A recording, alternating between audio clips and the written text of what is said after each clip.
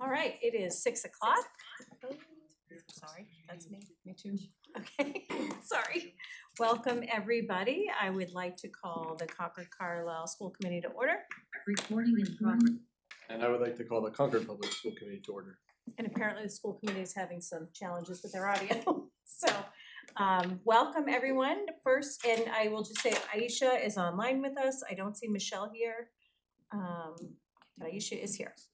All right, so first up tonight, we have our recognition and we have some students joining us from the South Asian Student Society with, I believe, their advisor. Come on up here. And Dr. Hunter, do you want to say anything before they begin?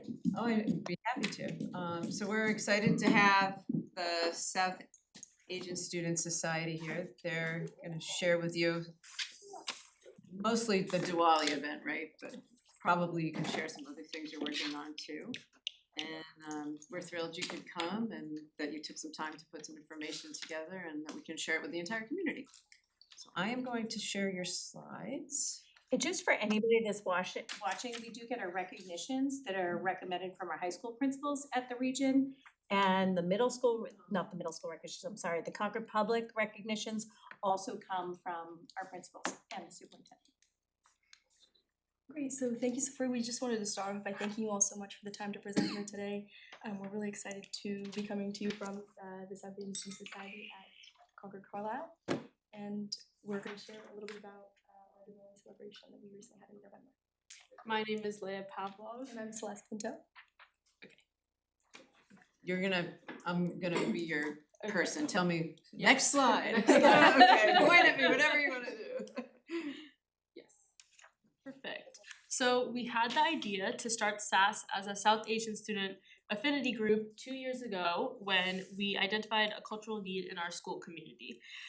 We created SAS as a space for students to connect, share, and learn more about our respective heritages and increase representation for ourselves and other South Asians in the Concord Carlisle community.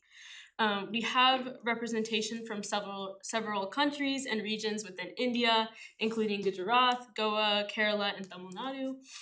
One of our major goals when founding the club was to celebrate South Asian events and holidays, drawing inspiration from the Far East Asian Society and their Lunar New Year celebration. Our priority when organizing this event was to create a space where everyone in the community could celebrate South Asian culture and traditions that have been honored for generations and bring together the vibrant, diverse South Asian community already present in the school district. Next slide, please. And maybe if you want to click the slideshow button. It won't project that, it'll okay. show on my computer, but So, not on the never screen, mind. so Thank you. not sure why. Okay, so Thank you. like I mentioned before, my name is Leah Pavlov. And I'm Celeste Pinto. And unfortunately, Maya Soto couldn't join us here tonight, but we three are the club leaders and co-founders of the South Asian Student Society. Our club advisor is here tonight, Madam Pinto. She is a French and business teacher at CCHS. Our club is always growing, and especially as we are graduating, because we are all seniors now, we are excited to see what our club has to offer in the next couple of years and to see it continue to thrive. Next slide, please. Yeah, so we're thrilled to share with you all that on November 9th, SAS hosted CCHS's first Diwali celebration in collaboration with several members of the town DEI Commission and several very helpful parent volunteers. And so we're very excited to have this opportunity to tell you guys a little bit about the Next slide, please. So Diwali is a time for renewal, reflection, celebration, with the focus on spreading joy and love. It also serves to commemorate the triumph of light over darkness, good over evil, and knowledge over ignorance. Diwali reminds us that no matter how tough things get, there's always light at the end of the tunnel. We were so happy to be able to celebrate Diwali because it's a holiday that is celebrated by over 1 billion people across the globe, and so we were especially honored to be the first to bring it to the CCHS community. Next slide, please. So one thing that we prioritized in this event was intergenerational and multilingual representation. So we had several forms of outreach. So we pushed out our messages and information about the event in several WhatsApp groups. We emailed known contacts, and an example of this was Leah emailed one of the middle school teachers about performances. And we put posters around schools, and we also had one of our community members, Rupa, she brought posters to the middle school to extend our information also to the middle school. We had posters here, just a piece about the multilingual representation. We had them available in several of the more commonly spoken South Asian languages in this area. Next slide. So here we attached just a little example of our program. And so we started at about 1 o'clock with volunteers that arrived an hour and a half earlier to help set up the decorations, and all the decorations mostly came from Rupandi. And so we had a lot on our agenda, so we were really grateful and happy that we were able to include everybody that was interested. Next slide, please. So at our event, we were fortunate enough to have some lovely speakers. We had 2 state representatives, Representative Carmen Gentile and Simon Cataldo. It was so sweet to hear their meaningful words and also uplifting words. We also had DEI Commission member Rose Kratzley speak, and she has been a big pillar of support and an amazing resource for us since our Diwali event and also since we founded our club. We also had on the right side, you can see Sid Vikram. He is a 7th grader at the Carlisle Public Schools, and so he enthusiastically shared more about what Diwali is and how people tend to celebrate. Next slide, please. Okay, so next on the agenda that Leah is going to talk about is the performances, and we pushed out this information and the available opportunity through Google Forms. And so we emailed our community asking anybody who was interested to perform or to bring food to sign up to do so.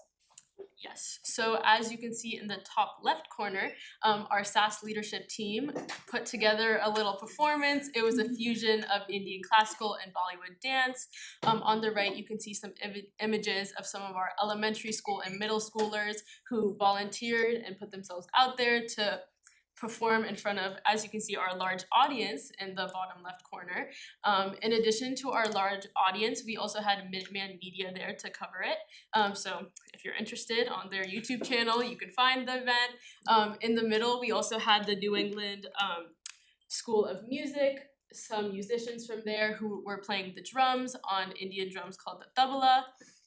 In addition to performances and speakers, we also had some arts and crafts stations set up for the little kids. So you can see in the top middle photo, my little sister who has henna on her hands. That was one of our stations. We also had coloring pages and stations to decorate diya lanterns, which is like tea light lanterns.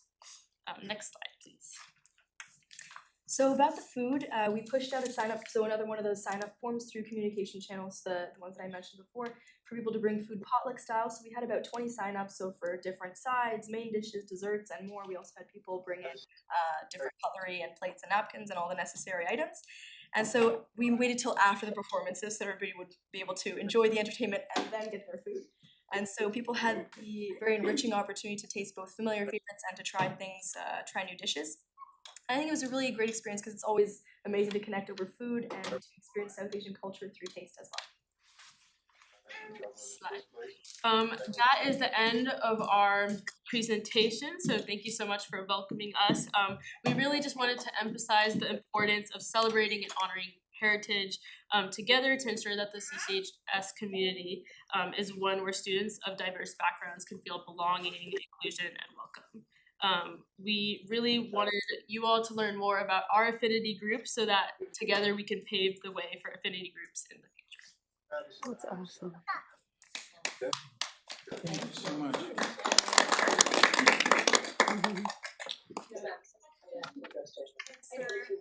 Question for you. So, leaders are supporting seniors, and you've really developed an incredible thing that you're going to hand down to underclassmen. I hope you've nurtured underclassmen so that they can take the step forward to continue this, because I've met you and your family. I met you through events like this that foster multicultural awareness and finding how much we are alike and we're different. So kudos to you, and tell us about how you're gonna pass the torch. Sure. So our biggest thing is continuity, and so we already have somebody in mind who has been attending all the meetings regularly and who is very committed to assisting us whenever we need help. So to organize this presentation or to give us feedback about the event that we were going to share with you all. So we do have 2 people in mind actually. So one person who's been coming to the meetings very regularly, and then a sibling of. Yes, and then we also You're gonna have to. yeah, we also You won't tell anybody. we also sent out the information about this school committee presentation tonight so that some of our middle schoolers can just gain more understanding and knowledge of what our club is about, so that when they're coming up to the middle or high school, they can hopefully want to join. So yeah. And how much crossover is there with Carlisle? Because you mentioned that you have a 7th grader from Carlisle. Is Carlisle aware of this event, and you feel like you've gotten it out through Carlisle communication also? Yep, no, Carlisle was definitely aware, invitation was extended to the Carlisle School Committee, city's, well And then known. Maya Soto, our other leadership member, she's actually from Carlisle, so Yeah. she helped us Yes. to push out that message on that end. Yeah. That's great. So I think I was in charge mainly of like the middle school communications in Concord because I went there, and then Maya did a lot of the Carlisle communications, and then all together we did town and high school. So it's great. Very effectively. Yes. Yes. So you guys mentioned learning from Far East Asian Society. Moving forward, what kind of ways do you think you can collaborate with other community groups and maybe pass over lessons learned in someone? I mean, we have a goal right now to collaborate with even like the Concord Academy School and Middlesex School because they also have South Asian affinity groups. So we're thinking about maybe for Holi collaborating with them to have some sort of celebration that is even bigger and reaches a wider audience. Yeah, so we were thinking of even if any of the other clubs are in the area or having any events of attending those just to communicate with them and maybe get ideas for our own community. And I feel like a big thing is affinity groups supporting affinity groups. So like once we know that a celebration or event is happening, like showing our representation there. And so hopefully we could get the same. That's great. I'll put on my Desi uncle hat and say how incredibly proud I am that you guys pulled this off. Yes, we are so happy. Sandeep uncle here. I call him that. But we were so happy to see you there. Yeah. I mean, just a comment, I think the way you're presenting tonight is really organized and articulate, and I think it's definitely reflective of the event that you guys put on, which is just awesome. And growing up in Concord, I didn't have a lot of exposure to other parts of the world, and this is one of the most celebrated events in the world, and so it's really cool to bring a piece of it to Concord. So thank you. Yeah, so thank you so much again for the opportunity to speak tonight and to share this with you all. Thank you.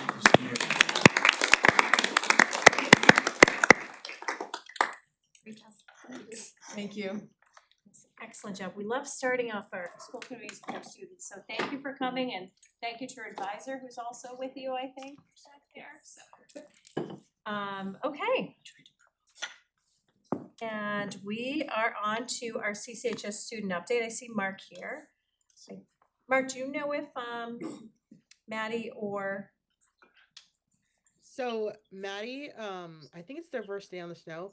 Maddie's stuck at ski. I think she's still on the bus back. I think it's like an hour long ride. And I know Evelyn said make sure to say that she has the flu and she is not doing great. Oh, So I'm sorry. it's just me today. Never wasn't just feeling you, well Mark. earlier. Come on, never You got just this. you. You got it.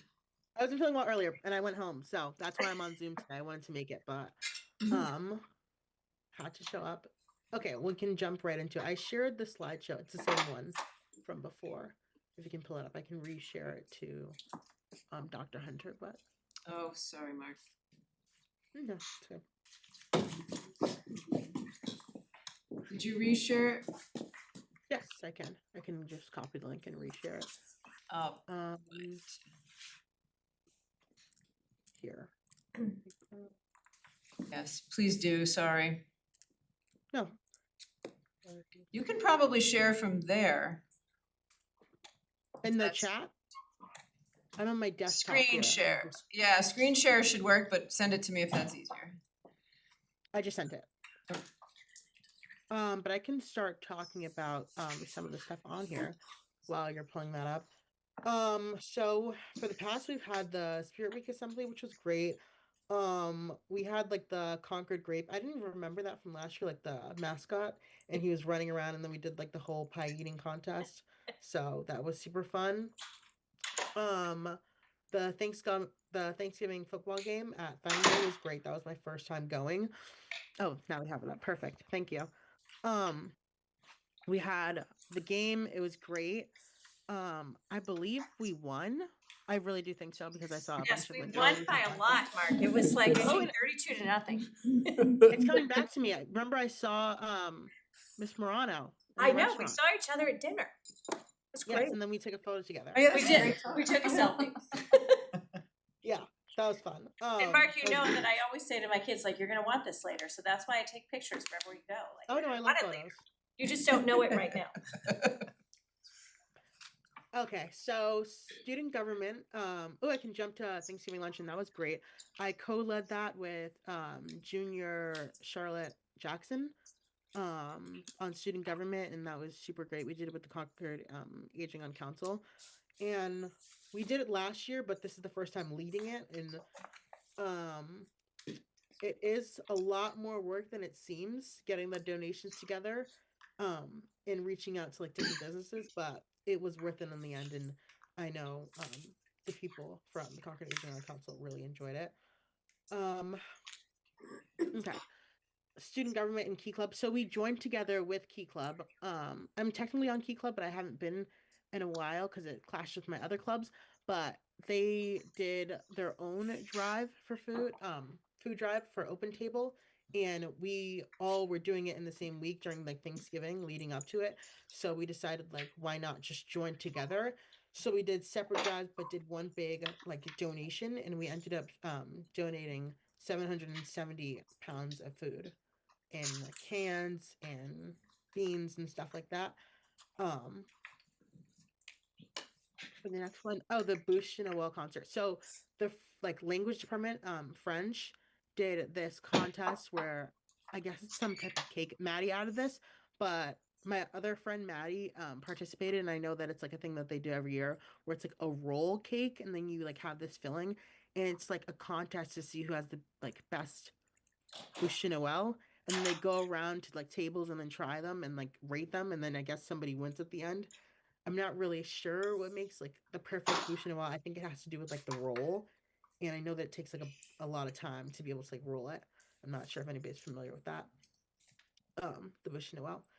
Also, it says Jacqueline Turner. This is my first time seeing her real name, but Coach JT required after 7 seasons as varsity head coach. I'm actually shocked she retired because she just loves it so much, but I know she just had a baby and her baby was adorable, and she was bringing her baby to every practice and every game, which I thought was like crazy that she could multitask, like watch the baby and then watch over here, and it was just like amazing to see. But I'm happy to see that she's focusing on her baby, and I know she's taking some time off. I'm not sure if she's planning to come back. I know she's retiring from CC, but I don't know with the newborn. Um, so CCHS DECA. I'm also on DECA, so we had our competition, I believe 1 week ago, and it went well. Like a lot of kids went on to states. I know 3 of my friends at least did. They won their competition, and they're going on. I wasn't able to make it because I had a test that morning and I didn't want to miss my test for the competition. But I definitely want to compete next year, and it's a lot of fun. And Mark, what's DECA? Yeah, Yeah. we're gonna have them come. It's a new club. It's a new club. If Oh, Nina really? was still Well, here, it's she'd new be to CC. I know a lot of other schools excited have to it, ask. but I know that it was new to CCHS. Yeah, it's a lot of fun, and they're taking a lot of students are taking it very, very seriously. They were studying for hours and hours and hours, and there was like a practice exam and a whole thing to it. Real So, big success. Mark, can you we just know talk they were about fun. what exactly you guys study and do and what you presented? Yeah. Because I think we have a lot of non-high school parents here that. Yeah. I can describe it. So DECA is basically it boils down to the competition, but in every Friday we meet at 7:30 in the Rivers Room, and we basically sit around in different groups. One is like finance, one's like marketing, one's like different types of business, and we just learn about those topics. And in the past couple of weeks, it's been like preparing for this first competition. So people were doing like various Quizlets and signing up for like DECA Plus, which is the website, and just learning about the program because there's so much like to it. We're just trying to like break it all down each week. But that's where we are right now. I haven't gone too deep into it. I've just like signed into the program and I did the exam and I passed. So we've just been doing stuff like that. But I know at the competition you are in front of a judge and it could either be two people in a group or three people or one, and you have to like for some argue your case. So I use the example of like copyright. I'm not sure if this was one of the events, but I was thinking that the judge would present this case and you kind of have to like argue both sides, and then you're going against like other schools. I believe LS has DECA, and majority of our students won their cases, which is great. So then you advance to states and then it goes to nationals. I don't know if you have any questions about it. No, thank I you. tried to Thank you. Yeah, so girls swim and dive 3-0. This is my first year I actually joined swim and dive, and I've been loving it. I've been diving. And it honestly just feels like its own little family. They have celebrations like every weekend. We have a Christmas party Friday, then we have like a babysitting night Saturday.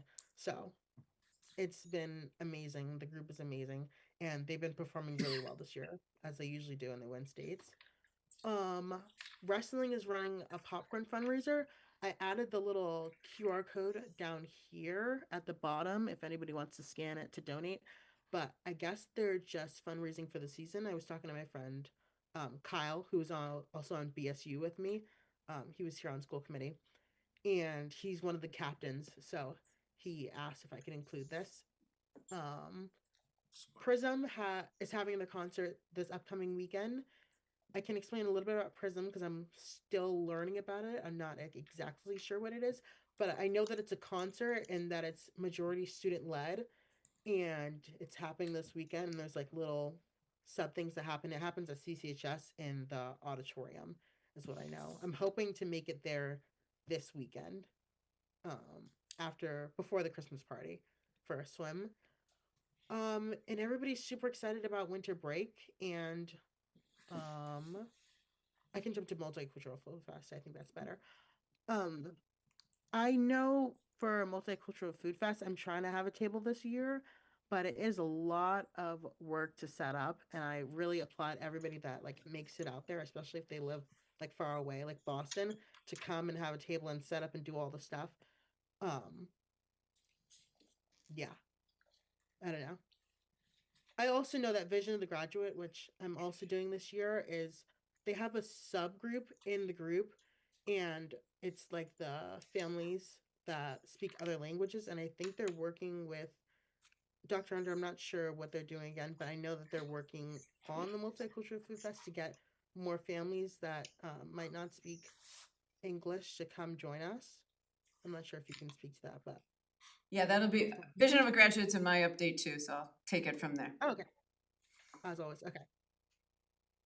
Great job, Mark. Wow. I know, you did an lot excellent going on. job. Always a lot going on at CCHS. Well, hey, Mark, what are you not involved with? exactly. It's the same thing. Every bullet, you're like, I do that. And you're like, oh, casually, I joined the dive team. I do that.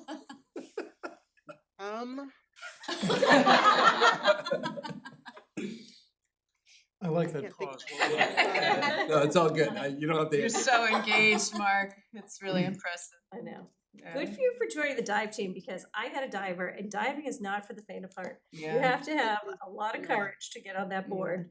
So good for you. Yes. But it it's is, very I will say the swim and dive culture is just so great. And it is like its own little family. There's like a little dive family, the swim family, they all get together. It's great. So enjoy it. Thank you, Mark. You did a great job carrying that tonight. Yep, good for you. Thanks, Mark. Bye. Alright, and we will move on to the superintendent and chairs update. Do you wanna go first or do you want us to start? Yeah, sure, I'll go first. Okay, I am bringing just a few highlights. There's obviously so much happening, but I thought I'd just pick a few. I will follow up on the vision of a graduate process. We met as a design team, Mark and I are both on that. There's 20 of us, varied stakeholders. And what we're really working on now is getting feedback from as many wide-ranging stakeholders as possible. So he mentioned the subgroup he's working on, which is ELL families. I'm on a subgroup working more on higher ed and how we can connect with colleges. And there's other groups working on other ways to reach out. So there's a lot of activity right now, and I think in January you'll be seeing or hearing about a number of different ways. Each group had its own ability to decide how to gather that feedback, whether it's a survey, whether it's a focus group, whatever fit the group you were working for. So I'm excited for what that will be, and that's meant to bring feedback into the process in this stage as we're crafting the vision, not later after the vision's been crafted. The other takeaway I had, and it was a question I posed to the design team, was this the time to bring in the pre-K 8 Concord and Carlisle work? And the answer was yes, please. So we've started to build processes for that to also engage faculty, parents, staff here. And we're still working on the details of all of that, but that is in the works. So everyone's part of the building process and not just receiving later. Challenge success, I don't know that we've talked a lot about that at the high school lately. They had a group, it's another multi-stakeholder group that meets regularly at the high school. I was able to join them the later part of their meeting this week. And you're gonna see this, some of the work they're doing there is just getting the space to think of how we can make school joyful, take the edge off of things. And you're gonna see this really wonderful graphic they created, go out to all the schools about these 5 things they can do over break. And it's about putting screens away, it's about valuing some family time.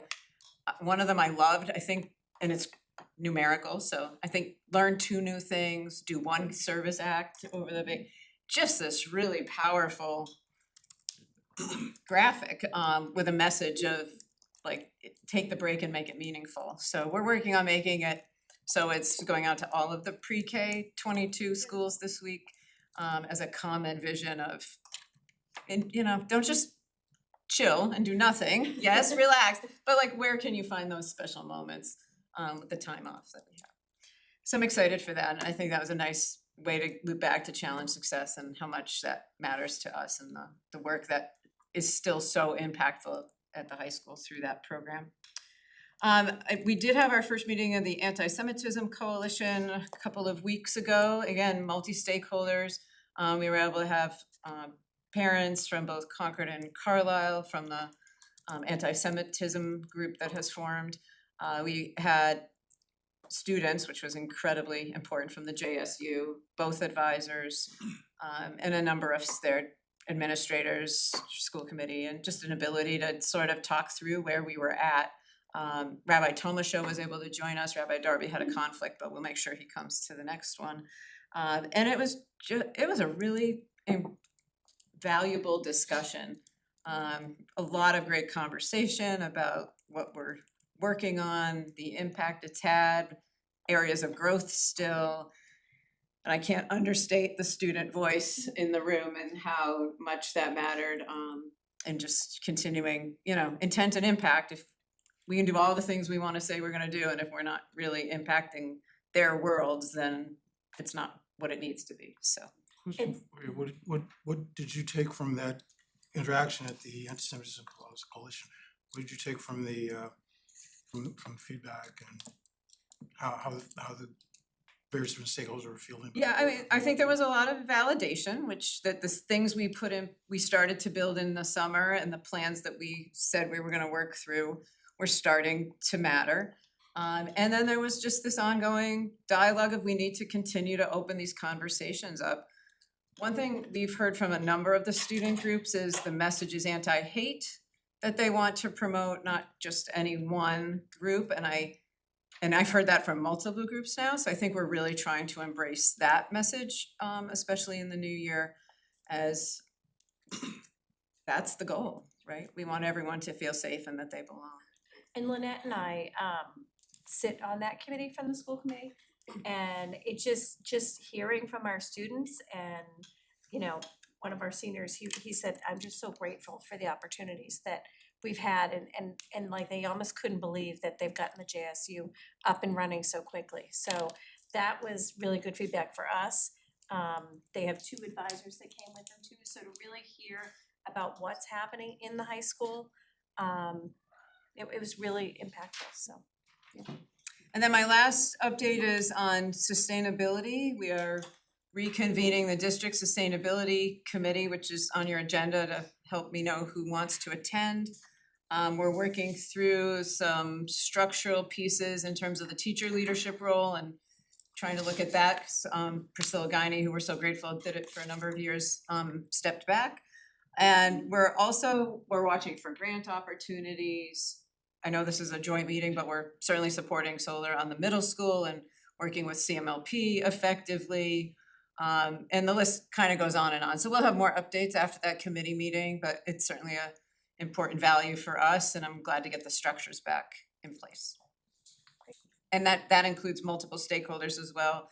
A good number of community members from some of the other committees in town come, and that's been really powerful. Are the PTGs involved in that? They have not been directly involved. Some have representatives. Let me say it this way. Some of them have their own green leader within the PTG. Often they will come. And it's really meant to be a spoke to all the other work. Thanks. Before Andrew and I give our update, Andrew and I met with Michelle and Aisha, and so you won't see it on the agenda because the agenda was posted too late and we met after the agenda got posted. But as part of our chair's report, we're gonna add an additional METCO update to this section. So we're gonna have Michelle and Aisha give us an update, and then we'll go on to do our chair's update. Question, going forward, will it be a separate line item? It'll come right in here, yeah, it'll come right in here for superintendent, chairs, METCO updates, and then Sandeep reached out to me today about a very timely update from a group he liaises with. So we moved away from liaison updates verbally because it's typically us going to, like the select board liaison, so it's a public meeting, everyone can watch a public meeting, so for me to update our committee about a public meeting isn't always the best use of our time, which is why we went to written updates. But if there's something timely from a committee that you're on, just reach out to Andrew or I and you can give the update. You know, if there's an event coming up or something that, you know, you're looking for survey feedback or anything like that, we can do that in this section. All right, so I'll turn it to Michelle and Aisha.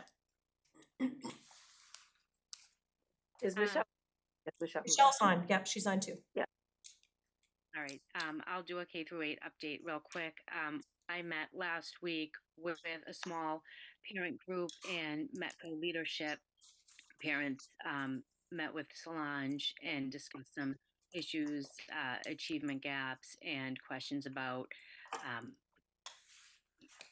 additional help for kids that are struggling, and Solange was very helpful.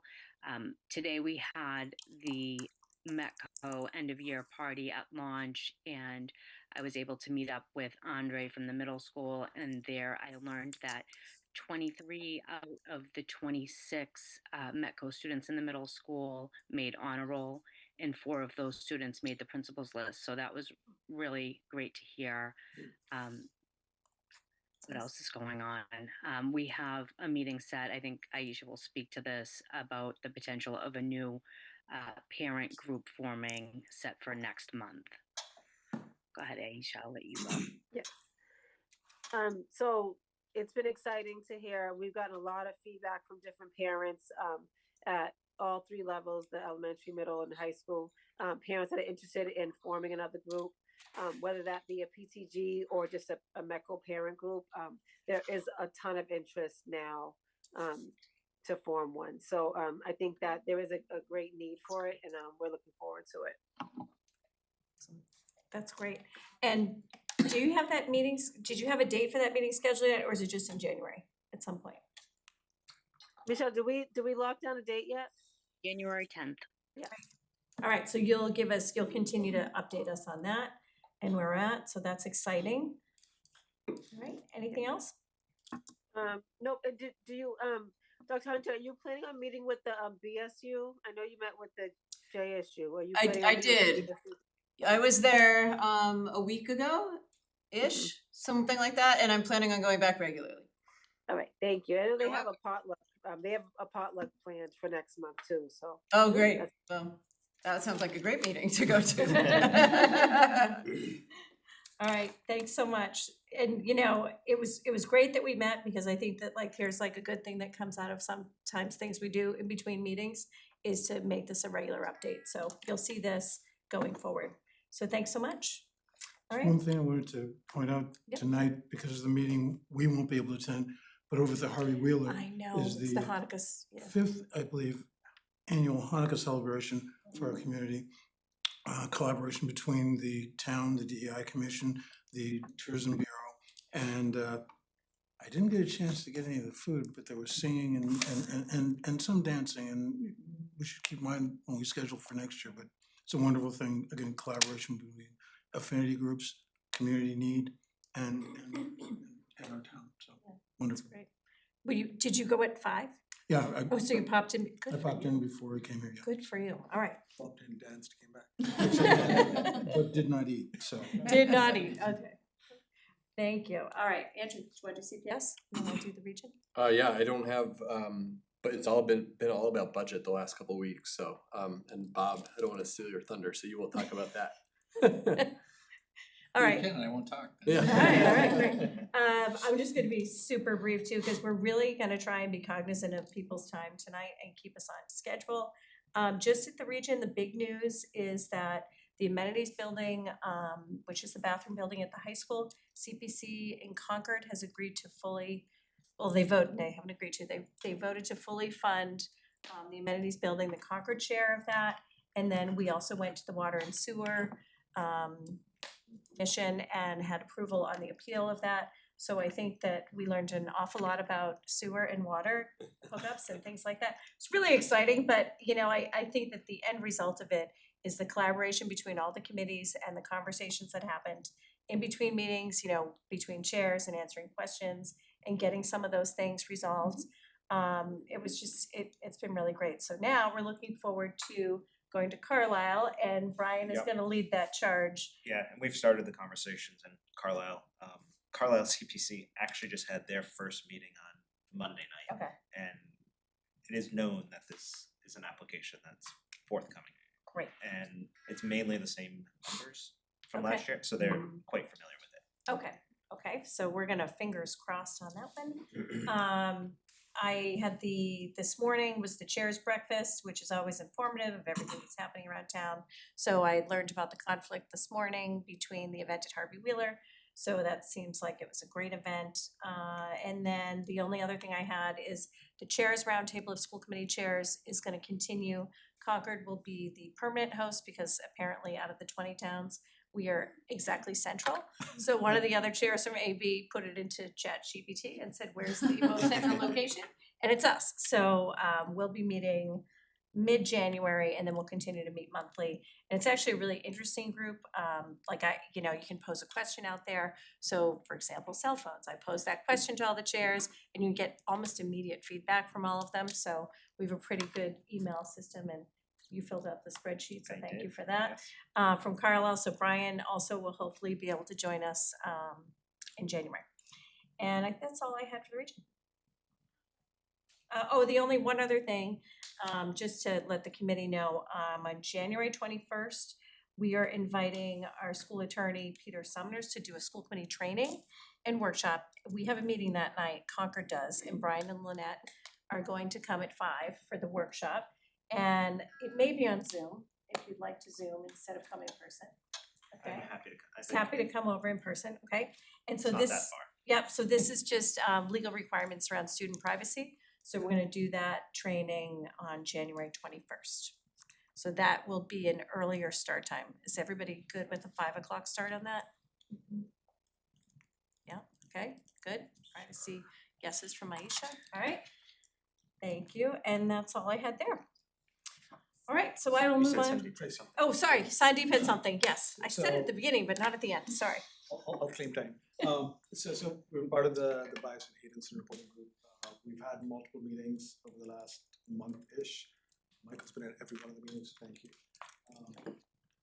One of the things that we discussed is how do we get more feedback from the community? So one of the things we settled in on was a focus group.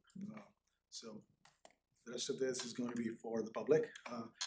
What the working group is doing is we're planning on holding multiple focus groups where you can come in and provide your inputs to one of the folks on the working group. The first one is scheduled, it's on Jan 12th at Harvey Wheeler. The link to indicate interest, it'll be, from what I understand, posted on the town page, the DEI page, and I also believe there will be an ad on the bridge. If you're not able to find any of those, shoot me a note. I'm happy to take your name down and give it to the working group so we can get your inputs. Do you think there's a way that your group could, what we've been doing, what Lori's done with Concord Currents is to put that into her bulletin, like a little link at the bottom, and then our bulletin's going to the town for Concord Currents to put in? Is there something that you guys can? We will get that. This is just, if there are folks that don't get that, this is another way to get to a lot of the folks in the community. Great. And that link, I think we're still working on updating a couple of words in the memo, but it'll be out soon. Okay. Thanks, Sandeep. Anybody else have anything timely pressing? Okay. All right, moving on to public comment. Our public comment period will be a period of 20 minutes. As a reminder, this is a meeting in the public and not with the public, so the school committee will not be responding to any comments. If you're in the room and you'd like to speak, you can submit a blue form to me and you'll be called to speak. If you're on Zoom, you can use the raise hand feature, and when called to speak, please state your name and address before you speak, and we will go every other, starting with a comment in the room and then taking one on Zoom. And you will have a time limit of 3 minutes, which Brian will keep track of. So we will start with John Safier. Come on up. You can come just take a seat in front of us. Thank you, Tracy. Thank you. Hello. Okay. You'll have to excuse us if, Dr. Hunter and I might be like fangirls here. We might have both had your text. I got to but chat did you get before to the chat? meeting, yeah, Okay. yeah. My name is John Safier. I'm from Newbury Court, apartment 3319, 100 Newbury. First time I was in this building was 1978 when I had student teachers in the Ripley School. And subsequent to that, I started an organization called Research for Better Teaching. And we were hired to develop the teacher evaluation system through the 80s that you all had. So besides my 4 children going through your school system, our school system, very happily, I've had a lot of contact and affection for what goes on here. I thought I'd like to share a few vignettes with you this evening about things that I've experienced. And they speak to the power of all school assemblies when there are destructive incidents happen, incidents that carry moral weight. And the way we handle them sends very powerful messages to our students about character development, about cohesion in a community. We've grown to the size where we now work in about 100 districts a year. So I've been involved and also sometimes participated in responding to these in many places around the country. So here's the first vignette. It's a middle school, it's not far from here. There's an autistic boy who is being subject to merciless teasing and put downs by a small coterie of other students in the school. So the principal of this school, who used to be, by the way, a guidance counselor in Carlisle 40 years ago, calls an all-school assembly. Everybody on the staff, every student comes in and he says, I'm not asking for blood, I'm not asking for the shirt off your back. All I'm asking for is a little kindness. Now, that message was delivered to everybody, made a big difference, and totally transformed that student's experience in the school. Here's another vignette. This one comes from Montgomery County, Maryland, where we've been active for a long time. 211 schools in Montgomery County. Walt Whitman High School is the highest achieving high school in that entire county. And this is an incident involving Robbie Dodd, who was principal at the time when there were a number of hateful incidents, very parallel to the ones that we have experienced here over the last 4 or 5 years. So Robbie calls everybody into the gigantic auditorium they have at Walt Whitman and delivers a 5-minute speech. Here are a couple of sentences from that speech.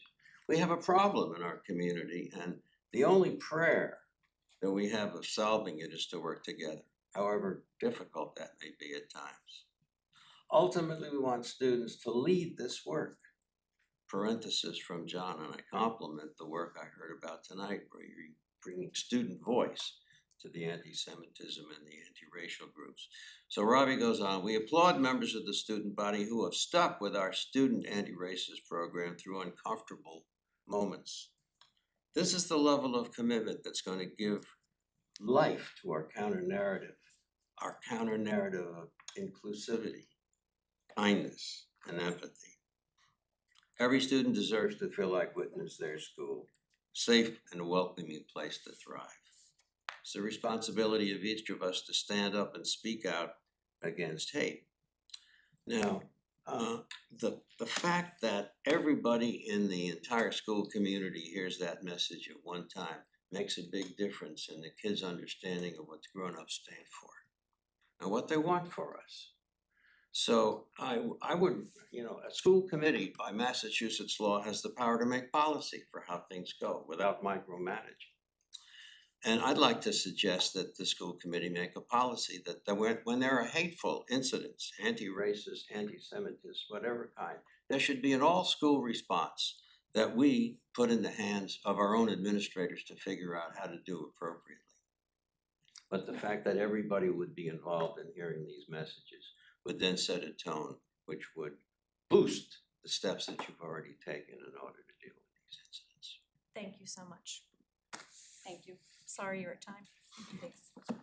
Well, finished just right. Just right.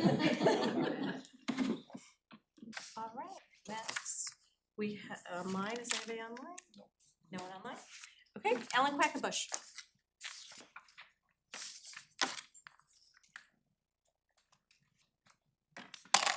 I have to say, amen to Dr. Xavier, that was amazing. Ellen Quackenbush, 206 Prairie Street. I am so happy that the Concord Police has successfully identified the sole perpetrator of the hateful scarecrow displays, and his message is directed at Dr. Hunter, and that other members of the school committee have interpreted as personal threats to themselves and their families. The Concord Police did their job, as they committed to doing so many times. Now these shameful events are in the hands of the courts, as they should be. However, I'm sad to observe that as these two scarecrow events develop, the public, and I'm going to say that the school committee, but Tracy has objected to that, just no one's not supposed to converse, but I wanted to recognize that. We're quick to jump to the conclusion that these acts of hate were a work of a small but vocal group with no skin in the game and no direct experience with Concord schools. We've heard these phrases over and over again. That is, folks like me, whose children have already graduated from the Concord Public Schools. And speaking as a member of this supposedly destructive group, I'd like to, and I'd say constructive commenting group, I'd like to share the following 3 observations. I am vocal because I care. And want current students to have the same supportive school environment in which my children flourished. And I do have skin in the game, because every quarter when I pay my real estate taxes, 35 to 45% of my taxes go to the Concord schools. And unlike private schools, the public school does not have to solicit me for this donation. It's automatic, and I happily pay it, by the way. And I do have direct experience with the schools, but in the past, not in the future, not in the present. So as CCH imagines the vision of the student, I think that's a spectacular program. As a parent of 2 CCH alums, I can attest to the future of the student. And I think DECA is actually a beautiful model for just this. I know the DECA program, it really does a great job of connecting students with business and career opportunities. And how the Concord schools made my children engaged citizens and successful adults. You probably could learn something from parents like me. I shared many of my stories with Dr. Hunter, who very kindly thanked me for some of my stories. So my ask to the school committee, the next time an expression of hate emerges, and sadly I do believe this will happen, please do all you can to counter any course of blame that directs anger to any one group. And please encourage the public to allow the Concord Police and any other relevant public authorities to investigate the incident and report back to the citizens of Concord. And bottom line, to encourage everyone to respect the public process of accountability, because we all own creating civil discord in our community. I'd ask you to take a look at the public statements by Mark Howell. I think he has done a great job in calling out proactively, quote, the placement of disparaging signage along the public way that does nothing to promote or further productive dialogue. I think that's what I'd love to hear from the school committee, proactive statements about this is us. I think that'd go a long way to damping down some of the unfortunate dialogue that's happened in town. Thank you. Thank you. Pat Brewer. Oh, let me look online. Sorry, Pat. Hang on one second. No one online. Okay, Pat. Oh.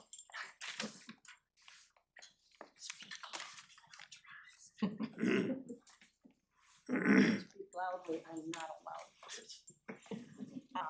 First off, I'm really glad that they found the person creating the scarecrows. It was creating very tense times. I'm very proud our Concord Police did a great job. And I love the idea of the focus groups. I think that's great and going in some good directions. Pat Brewer, 132 Wright Road. After attending the October 8th school committee meeting in Carlisle, I was compelled to send an email to Mr. Herchuk, which I did on October 13th. After more than a month without a response, I resent the letter on November 10th. To date, I have still not received a response, so I'm reaching out to all of you. In my letter to Andrew, I referenced the October 8th school committee meeting, during which people expressed a strong wish for the school committee to allow for an open and candid discussion regarding the ongoing incidents of hate and bias in our schools. This request by a member of the school committee and then reinforced by both METCO reps was summarily dismissed and the topic dropped. I reminded Mr. Herchuk this desire for an open discussion around these troubling incidents has been expressed in various ways over time by many members of our greater school community. And even though these discussions could be uncomfortable, we need to have them for the sake of our children and our community. After observing the November 19th school committee meeting, where concerns again were brought up by Ms. Lawton and again dismissed, I feel pressed to write and to ask. By ignoring this, isn't it saying these requests within your committee, as well as those of the broader community, don't have value or merit? Isn't it through these hard conversations that trust, community are built and problem solving happens? If these issues aren't on the agenda, how does meaningful change happen? I've been a special educator for more than 40 years. I actually did many trainings with Dr. Safier when I was in Linfield. I've worked in both private and public schools and in diagnostic clinics at Children's Hospital alongside pediatricians, always advocating for children. I do have gray hair. I don't have kids in the school right now. You won't see me at your soccer games, but you will see me advocating for all children in our schools. And I welcome your thoughts. Thank you. Thank you. And I hope you all have a nice holiday. Okay, Kristen Haggerty? No, not mine. And this will close up public comment.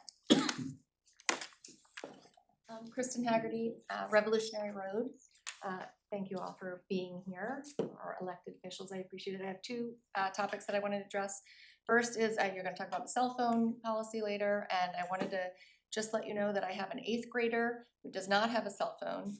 He does very well in school, and he was able to fly to visit family in another state and back without a cell phone. So I think he can be okay during the day in school without a cell phone. The second thing that I wanted to address was similar to what Ms. Brewer said. I was at, or I listened to the recent meeting and I listen to many meetings and I hear the words inclusive, I hear the words welcoming, all the time. And it's especially with the amenities building. And I know that it also applies to your own group of people. And I know that you always try to model everything for what students say. And so I know that you have to have an efficient meeting. These are very long and you're coming after work and things like that. It's you want to do things as efficiently as possible. But when you're not allowing your own members to speak, particularly when they represent a group that you have invited to be part of this group, we've asked the MECO representatives to be here, and is an extra big commitment. They don't get a vote, and yet we ask them to come and contribute. So I think it's especially important that they are intentionally included, like you're doing now. I'm sorry that it's taken a few years to do that, but I think it's a great idea. But most importantly, I think that when people speak with any intonation in their voice, whether it's passion, whether it's fear, sadness, whatever it is, it's uncomfortable to hear. But that's not their problem, that's our problem as the listener to handle. And so when somebody comes and they represent that they have fear for their own child in your school, that's what you should be hearing. Not that this is uncomfortable for me to hear and I don't have time for this, but acknowledging what that person's experience is, particularly if they represent a larger group that you're trying to include. I think it's important to acknowledge that and then make sure that they're followed up with and that if there needs to be something on the agenda that it's included. So thank you. Thank you.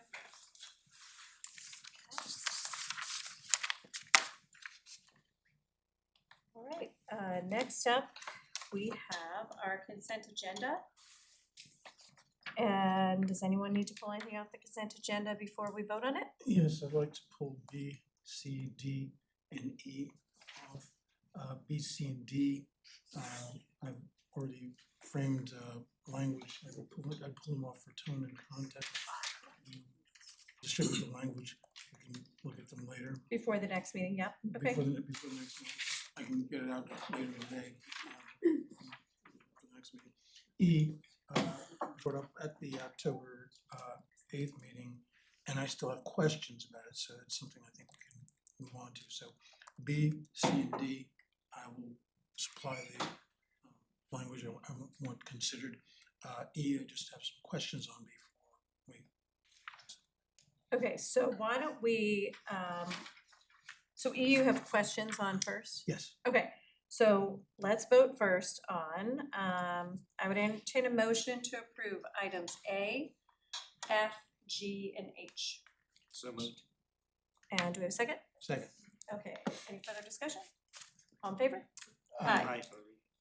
Okay, so we will pull up B, C, and D, and you will get me the edits, and then we'll do that before our next meeting. Excellent.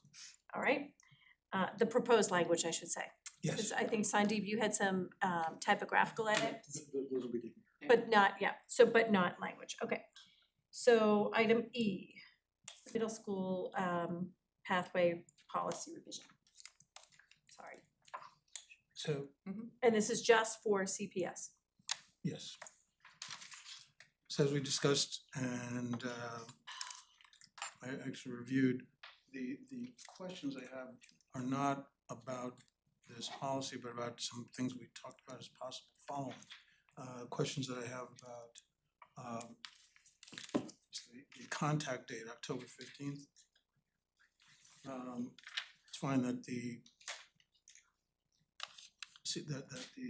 Minutemen should have access to be able to contact the interested families. Is there any particular reason it can't be earlier, since we've already got that data? We know where all the students are. Could it be sooner, just to give them more time to work? Yeah, so we would, this is the language Desi gave me to have you edit. We would wanna submit our October 1st data, because that's the cleanest version of it, is that October 1 report. So we could do it right after that and be ahead of the 15th. It would probably be between the 1st and the 15th. I guess the question I was just to make certain that, the idea is just to make certain that we give Minuteman ample time to get in touch with interested individuals. The law says no later than the 15th, Okay. which is why that Okay. date is there, Yeah, for all the reasons you're. Clears up for me whether there was any impediment for earlier. The other thing we touched on was whether, you can attract since there are other municipalities that are sending kids to Minuteman, we can track how our students are getting in. We can also have information on how they're doing when they leave Minuteman and getting into their career. It's something that we can use as billing inside to say, look at this, because look at where our former graduates have gone. I understand that's not determining this, but we brought that up at the time, and if we can find a way, if it means having the director of Minuteman come to speak to us, just inform us of the things, that's something I'd like for us to do just for moving forward and giving us a better understanding of the bang, if you will, that we get. So that would be Minuteman information, so maybe we could just reach out to Minuteman and see if at some point we could, Yeah, I can ask. yeah, just ask. So question on that, Yeah. we are obligated to do, Yes, this is just the policy we're gonna vote on. right, so if, say, we try to get in touch with Minuteman and we're not able to facilitate that, we still need to vote on this and Yes. Yes. And this is not a question. Yeah, cause it's not a question of the policy, this is like an added bonus, if you These are will. things that came up during the meeting that I Right, just wanted to have cleared up, and this is the perfect anchor point, we should do that, so. Okay, so are you good with the policy? As I said, go Yeah, to we're the good with policy, policy, okay. these are questions that I had that. Okay. Alright, so why don't we vote the policy, so I would, and this is just for Concord Public Schools, school committee members. So I guess I can move it, cause I'm not the chair of CPS. There you go. I would move to approve the CPS middle school pathways policy as written. Second, Second. all in favor? Aye. Thank you. Alright. So we are all set with that, and items B, C, and D, you will see again at the And January I'll have it 17th. to you by tomorrow morning. Okay, So great. I've already gotten them written. Great. Just again, so carve out an agenda for getting a meeting from Minuteman at some point in our future calendar. Okay, all right, so more information to come. Correspondence, I asked Brian to review correspondence for me. Yep, Thank you. so for the region, there were 6 emails. The general themes were related to questions about previous meetings, cell phones, as well as the scarecrow incident. Do you wanna do? Do you want to do CPS? Oh, I didn't Or have do you have it in please front of me. you? I have it, I think there was only. I think it was just, there was just one about an absence, Yeah, and one about an absence and then a question about our MECO representatives that I think. and because Pat, you're still here, I have not received any emails from you, so I don't know if I sent two and they were both. if it's a spelling, I just looked in my inbox and I'm trying to go through all this stuff. So I don't have it. I can, the one I sent today? no, No. Really? Did you send it to, sorry, I know this is probably a little bit out of order. yeah, sorry. But as the chairs, did you send it to the school committee email address or directly to Andrew? My letter went specifically to him because he was the one I was questioning. It was ahercheck@concordps.org. So his last name's a little tricky, is it CK or K? I still don't remember. It's just K. Just K, so if you did just K? I have your email here in our database. I'm gonna send you an email if you can reply to it. It's Mama Chalk. Say, P Brewer at oh no, no? okay.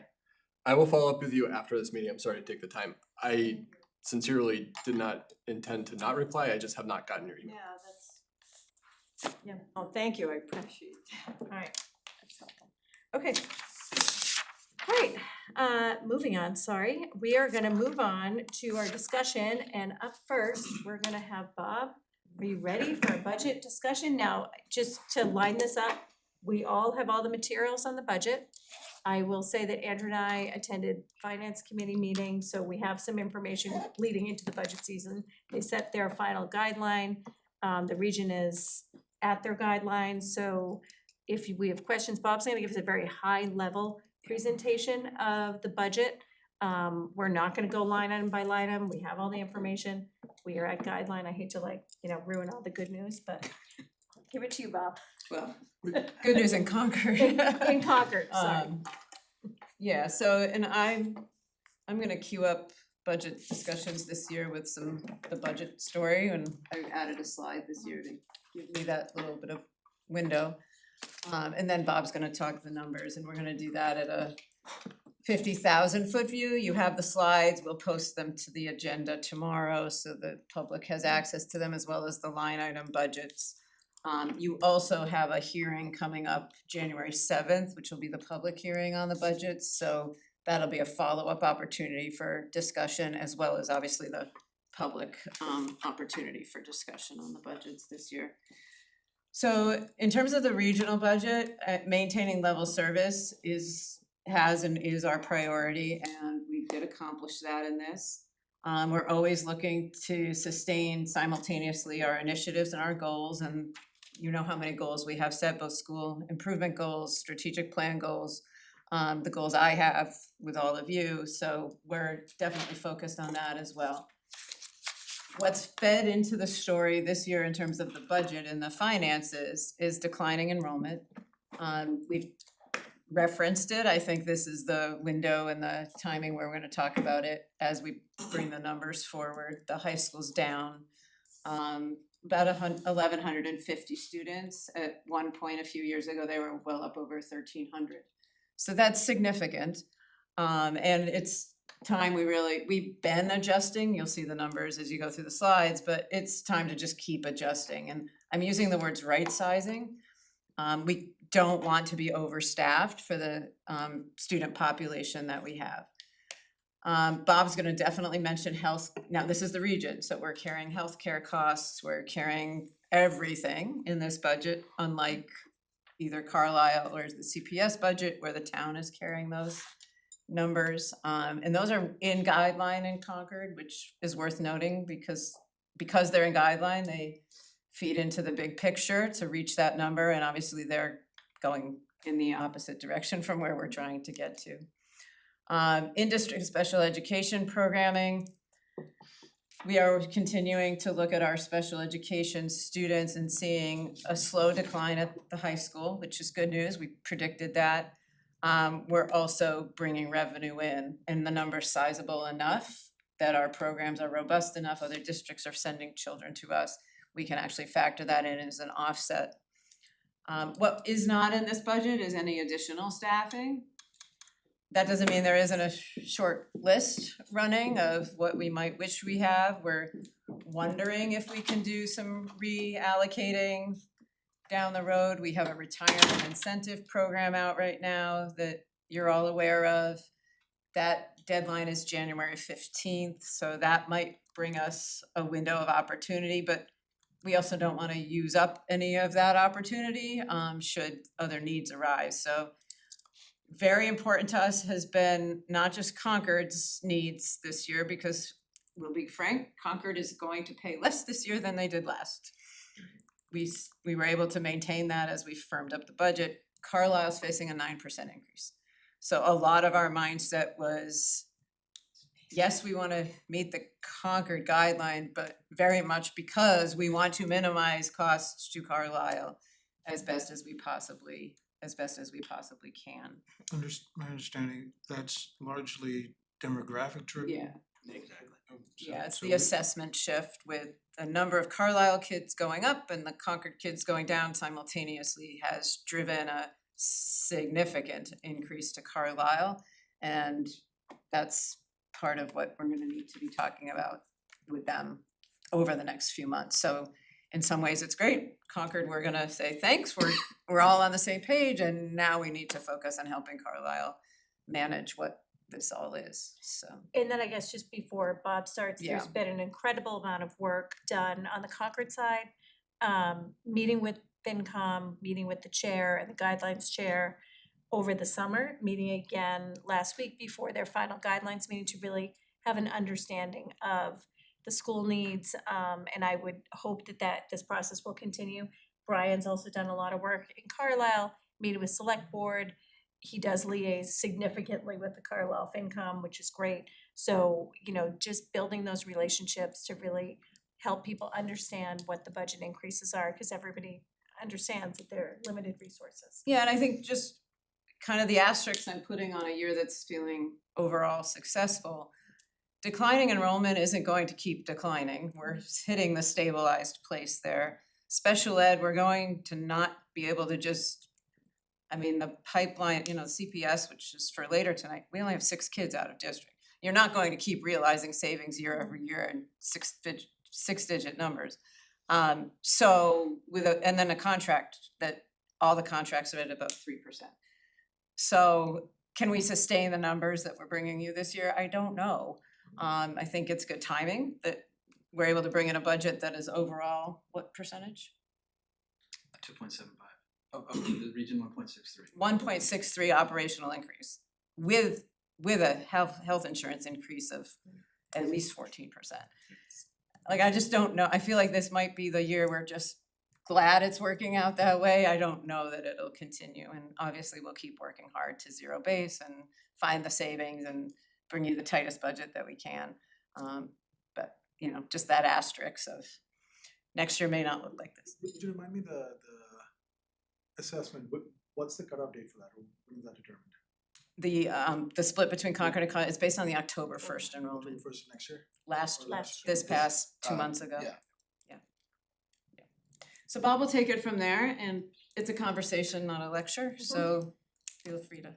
And I think I asked this last year, but if we wanted to think about the enrollment shifts and the seesawing that goes between Concord and Carlisle and like try to smooth it out, that's a town meeting vote.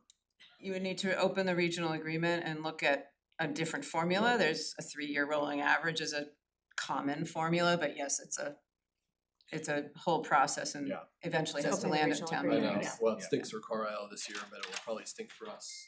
You would need to have alignments with all the boards before you even talk to I know, Yeah. just, but no one wants a 9% increase like ever. No, but then it's Especially when you also- can see it coming.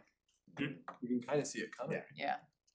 And you open it for that one thing, what else, I get that. What else the- you opening it for? The cons outweigh And the there pros. has been some discussion on the Concord FinCom about it. They, you know, there'll be a few comments here and there. It's like it's gonna really stink for one town in year one if you decide to do that, you know, cause somebody's always gonna feel that.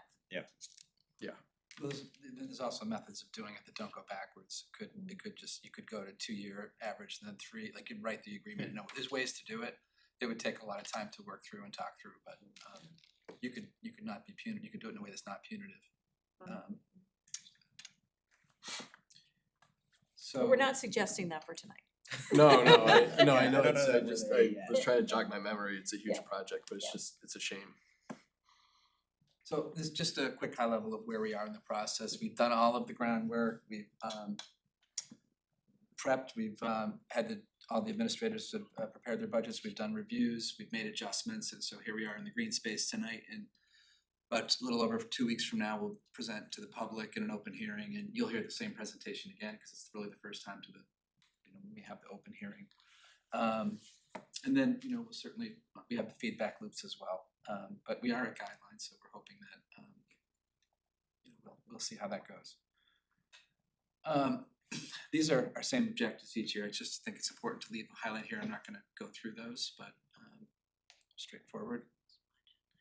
So this is our high-level summary. We're at in the bottom right there, 1.6%, 1.63% increase over FY26. Each of these lines I have slides for. I'll go through kind of the key drivers, but really when you look at teaching and learning, it's a 1.5% increase, but the dollars are significant because you can see it's over half the budget. That's where all of our teacher costs are. And then what jumps out is the fixed charges, which includes insurance. That's 12% increase or $544,000. And then the offsets are in debt service and out of district tuitions. So I'll go through those kind of key drivers. We do make budget assumptions on hiring, and sometimes we factor in savings we don't realize, and sometimes we receive more savings than we realize. So that's kind of what's driving the administration increase. Within teaching and learning, our overall increase on salary accounts across teachers, tutors, admin, clerical is 1.4%, an increase of $285,000. That factors in that we have a 3% COLA and staff increasing, advancing steps and lanes. What it's offset by is a reduction in 4.5 FTEs. That's based on enrollments and enrollment driven. We also have mentioned this, that we have non-resident tuition offsets of 157,000. We have 6 students in special education programs, in our Pathways program, our Launch program, and our Anchor program. The bulk of them in the Pathways and Launch program. 3 additional students, and our tuition rate next year is 48,600. And then we have an increase, our rate this year is 45,000, so our existing 3 students, we also realize an increase there. We've held our rate constant for 3 years. This increase is relatively modest, it's 6.5%, I think it is. And so 6.5% over 4 years is very fair to the sending communities. And so these are students from other towns that don't have a program in their town. They pay tuition to the region to come to either Pathways or Launch. And we're able to Or Anchor, essentially. A program. A program, yep. and we're able to support them with their existing staff. If they had a need for a one-to-one support, for example, they would pay for the tutor that we needed to hire for that, special education assistant. So it is budget relieving. It's not just financial, it gives our students a peer group, a large peer group in the programs. In some cases, we might have a small peer group, and this helps. But I would wager it also works as long as the tuitioning in students don't put too much strain on the infrastructure there. Right. Yeah, Right. so We that's a balance that we have to. We do balance that. And we only would accept if we didn't feel like that was gonna be the case. We gotta If space determine what our allows type capacity is situation, and yeah. consult with the program directors or program staff. We have an increase, this is one time or as we go through this process for Portrait of a Graduate, some contract service costs. Went to the session, it's a great process that they're going through. So we anticipate those costs to continue next year. Are we paying, sorry. On the out of district, on the districting in tuition, the 48.6, I know we discussed and approved a new tuition, was that last year or the year before? You approved it in October, November? This Yeah. year, This oh, year, that was this this year, year, okay, that's how right. often does that get looked at? 'Cause- Well, a school committee approves all fee changes. If Yeah. you want us to look at it each year, we can tell you what our fees are. But we're really only in year 2. Are we in year 2 or 3 of tuitioning in, right? 2? 4. 3 or 4, Four, but okay. it's been So a where we just slow looked at it, yeah. increase. It was Yeah. just one student the first year. Yeah. We created Cause the I fund think, I in was my just thinking, first because I week. remember Okay, before that's we right. did, cause this seems like very fair, but it was, like, that was like a big jump, right, like it was, So you went from 45 to the 48.6 Yeah. thousand, okay, which is still very appealing to the other districts. yeah, okay, And we're providing an inclusive environment for their students. to okay, have. great. So, and we've communicated them so they can factor it into their budget. Can I just ask with Portrait of a Graduate, just to clarify, were there expenses in FY '26 and there will be in Yes, FY so '27 as well? the process is part of our NESC accreditation, our NEASC accreditation. This year is the building of the vision of the graduate. Next year will be the actual creation of it and implementation. Like the how are we gonna do what we come up with? So we're excited by all of that. Next year also ramps up more of the other parts of the NEASC. There's actually a little money in here. We have some on-site visitors coming in October to start doing some groundwork there with a final visit not until 2028. So my guess is we're gonna have to carry some level of play costs from now till the final visit in 2028. We didn't budget for it in '26. We had to move some money around to make it happen. We just now know the numbers, so we Okay, can budget. thank you. But this is something that every district has to do since it's sort of mandated. Yes. Pity there's no little stipend from the Yeah. state to say, hey, Wouldn't that be nice? you're taking a finger, give us back a fingernail.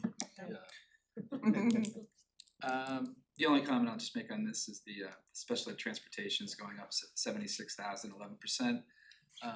The ridership, their formula for this, it lags a little bit in terms of it uses prior year data. So as you see, our out of district transportation, our out of district placements decline. the impact of transportation typically will lag 1 to 2 years. But otherwise, we're, pretty modest increases for this category. Transportation is relatively flat. I don't really have much to call out here. These are, it's 2.5% overall. So we're forward. Are the case transportation vehicles in good shape? I was at a board meeting Friday. We're actually building into the FY27 budget at Case a pretty substantial number of vehicles to replace the fleet. The vans Case uses are the same ones Amazon uses. So the supply chain dried right up there for a while, so we got behind. So they're looking to increase new vehicles and actually drivers. Case has been on a road back from the pandemic still. And we are hoping that they can easily meet all of the demand because all the private vendors that if we get stuck are much, much more expensive. Yep. It's a question that I had from, it's just November 19th, sent out the DESE notification that the Department of Education was changing its grants for Title I, Title II, Title III, and the transportation, forgetting the acronym for it. How has that played into the budget? I know that nothing's, the money, the grant fund, the grant originators are changing from DOE to Department of Labor. Yeah. But given what's happening, there's no it's, when I looked at it, it's something like $250,000 between those for Concord. That's not the information I have in terms of, but what we are expecting is that Title I will decline. We don't receive a lot of reimbursement on Title I. It was like 117,000. Yeah, we're good. I budgeted to have a decline about 20,000. We were giving guidance of assume 10-15%. That's Concord, right? Yeah. The region gets much less. Yeah. So we haven't been advised that IDA funds are going to decline. That's what's critical. That those numbers are much more substantial. I actually have a slide in the CPS that shows our other funding sources. I don't in the region, but I will get it into before the open hearing. The question is just the notifications that came out just said that we're changing funding, but that usually makes you want to wonder when the other shoe is going to fall. Yeah. And just so that consideration is factored into the budget. I know it's small numbers, but I thought when I added everything together, Title I, Title II, Title III, Title IV A and B, and the transportation thing, it was about $250,000, but Maybe you're referring to McKinney-Vento. Okay. McKinney-Vento. Yeah, there's also ongoing, I get some notices from DESE, there's pushback from the states on, well, the IDA grant shouldn't move to another agency, the ESSA, the Title I, II, and IV, maybe they will, so they move to the Department of Labor instead. So the 26 grants are already done and awarded. They're in the 27 budget cycle, and we'll certainly stay connected and see if we get any news. Again, it would be catastrophic to districts, a lot of districts aside from us, particularly for the special ed grant. I'll only bring it up just to know that it's in the hopper in terms of thinking about how do we protect or how do we steer if this eventuality comes to be. Yeah. So we'll keep our eye on that. So this is really the I don't know if it's a surprise, but last year we had a sizable increase in insurance. We were hopeful for not the same story this year, but we received some preliminary guidance from Maya, our health provider, that we could expect possibly around 14% on average rates. They've given a range of 10 to 20.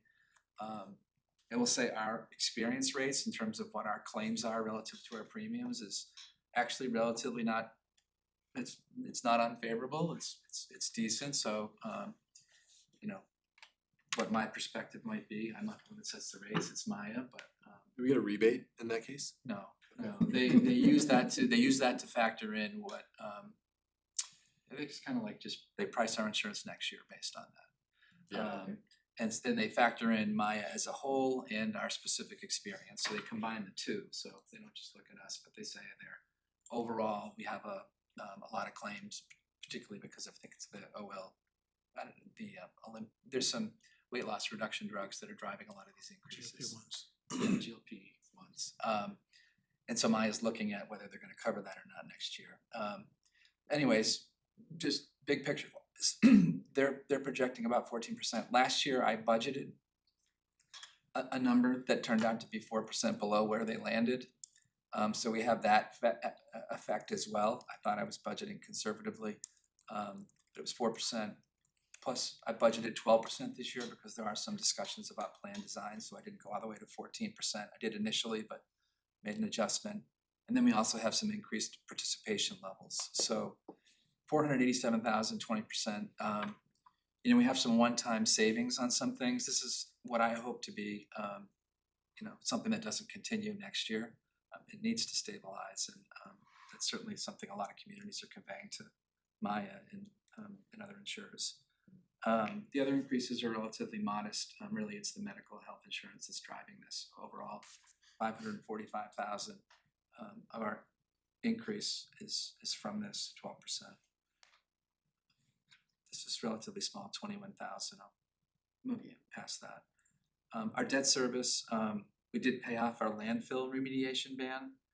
That's the space as you drive in on the access road on the left, that open space. We have an access road that we repaved. That bond, we started repaying the principal.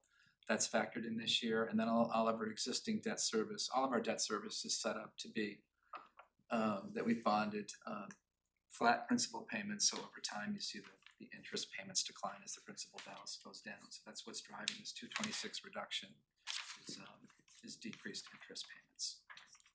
What's left on the CCHS building? Do you know directionally?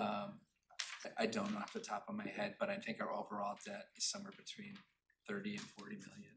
I don't remember what the So we're principal working it balance is. Yeah, it's working down. Maybe around 35. And then out of district tuitions, so we had anticipated a little bit more. What I didn't note here, well, I'll just go through the slide first, is our tuitions are going down 97,000, 2.4%. We're also, because we've had more placements last year, our circuit breaker in offset is going up, so really the IDA is flat. It's typically the same amount every year, but we're able to draw more from our circuit breaker reserves. In part, also, we're trying to keep our increase down this year. So the combination of those two factors is helping us keep our overall tuitions down by 323,000. Also in this line of the 9,000 category, we have assessments that we get for students that elect to go to charter schools, school choice, and that's some students at like state hospitals or in hospital settings. Those are increasing by 54,000. The net of all of this is a savings of 13% or 323,000. It would be greater, but we've been notified of some large increases from private out-of-district organizations that have petitioned the state for increases. They're permitted to do that. And Very, just- I don't know. and just 20+% historically, yeah. sometimes. Historically, 2 school committees ago probably, the increase was gonna be 14% and we were all panicked about 14%. And now you're talking about 20 to 30% increases. That's just astronomical. Can the state say no, or have they? Yeah, they actually, there's an authority, approving body, the Operational Services Division that approves tuitions. I think senior administration at DESI, I think, might have gotten involved a couple of years ago because a lot of school committees wrote letters and school districts wrote letters saying this is, and they came up with a mechanism to defray. I forget what it was called, but it was kind of, I think it was added to our circuit breaker. There was some type of additional circuit breaker relief they gave us. So there was some help that they provided, not that it fully offset it. I don't know what's gonna happen this year. Some of these increases are beyond what they were a couple of years ago. And it's being driven by, I guess what we hear, you know, anecdotally is they have a hard time finding staff. And this is kind of ways that they can they need to increase what their pay is to draw more staff. But it's a lot, I mean, I can't imagine going to our towns and say, we wanna increase our taxes 25%. Right. So we would have, we were thinking when we presented our forecast that we would be at a lower number here. We've had to use a little bit more circuit breaker because of it, and we've also been a little bit more aggressive in some of our other offsets to try to get back to what we forecast to, particularly to Carlisle. I mean, we're negative to Concord. This is just a breakout showing it's consistent across both categories, salary and non-salary. Really gonna go through that.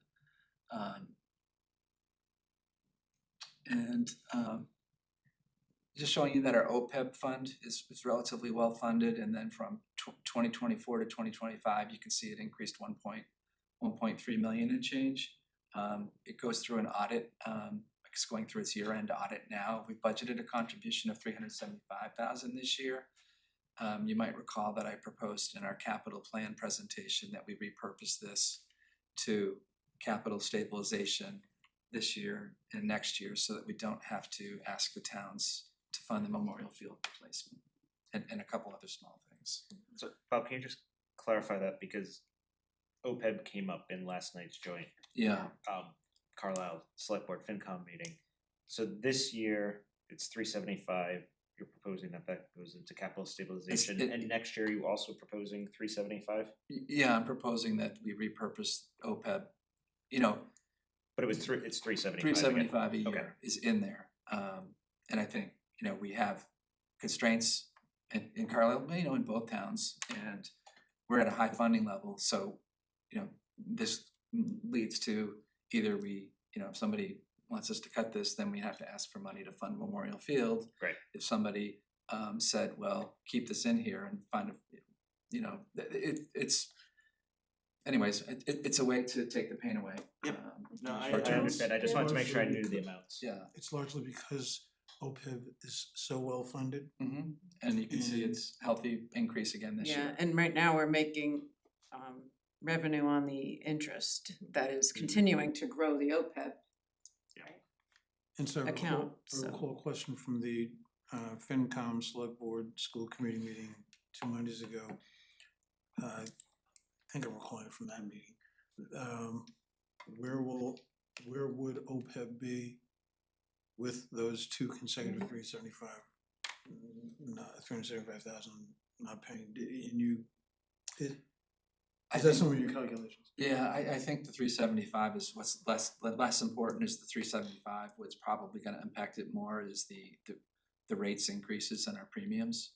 Okay. So that will potentially cause the funding level to be the investment earnings are going to be offset by increases in our premiums. So we had over a 10% increase. So if our premiums went up 14% last year, it might stay about level. There's a lot of factors that go into the actual calculation. Like I can't go too much further than that. Fair. It's walking on clouds. But fair to say then that this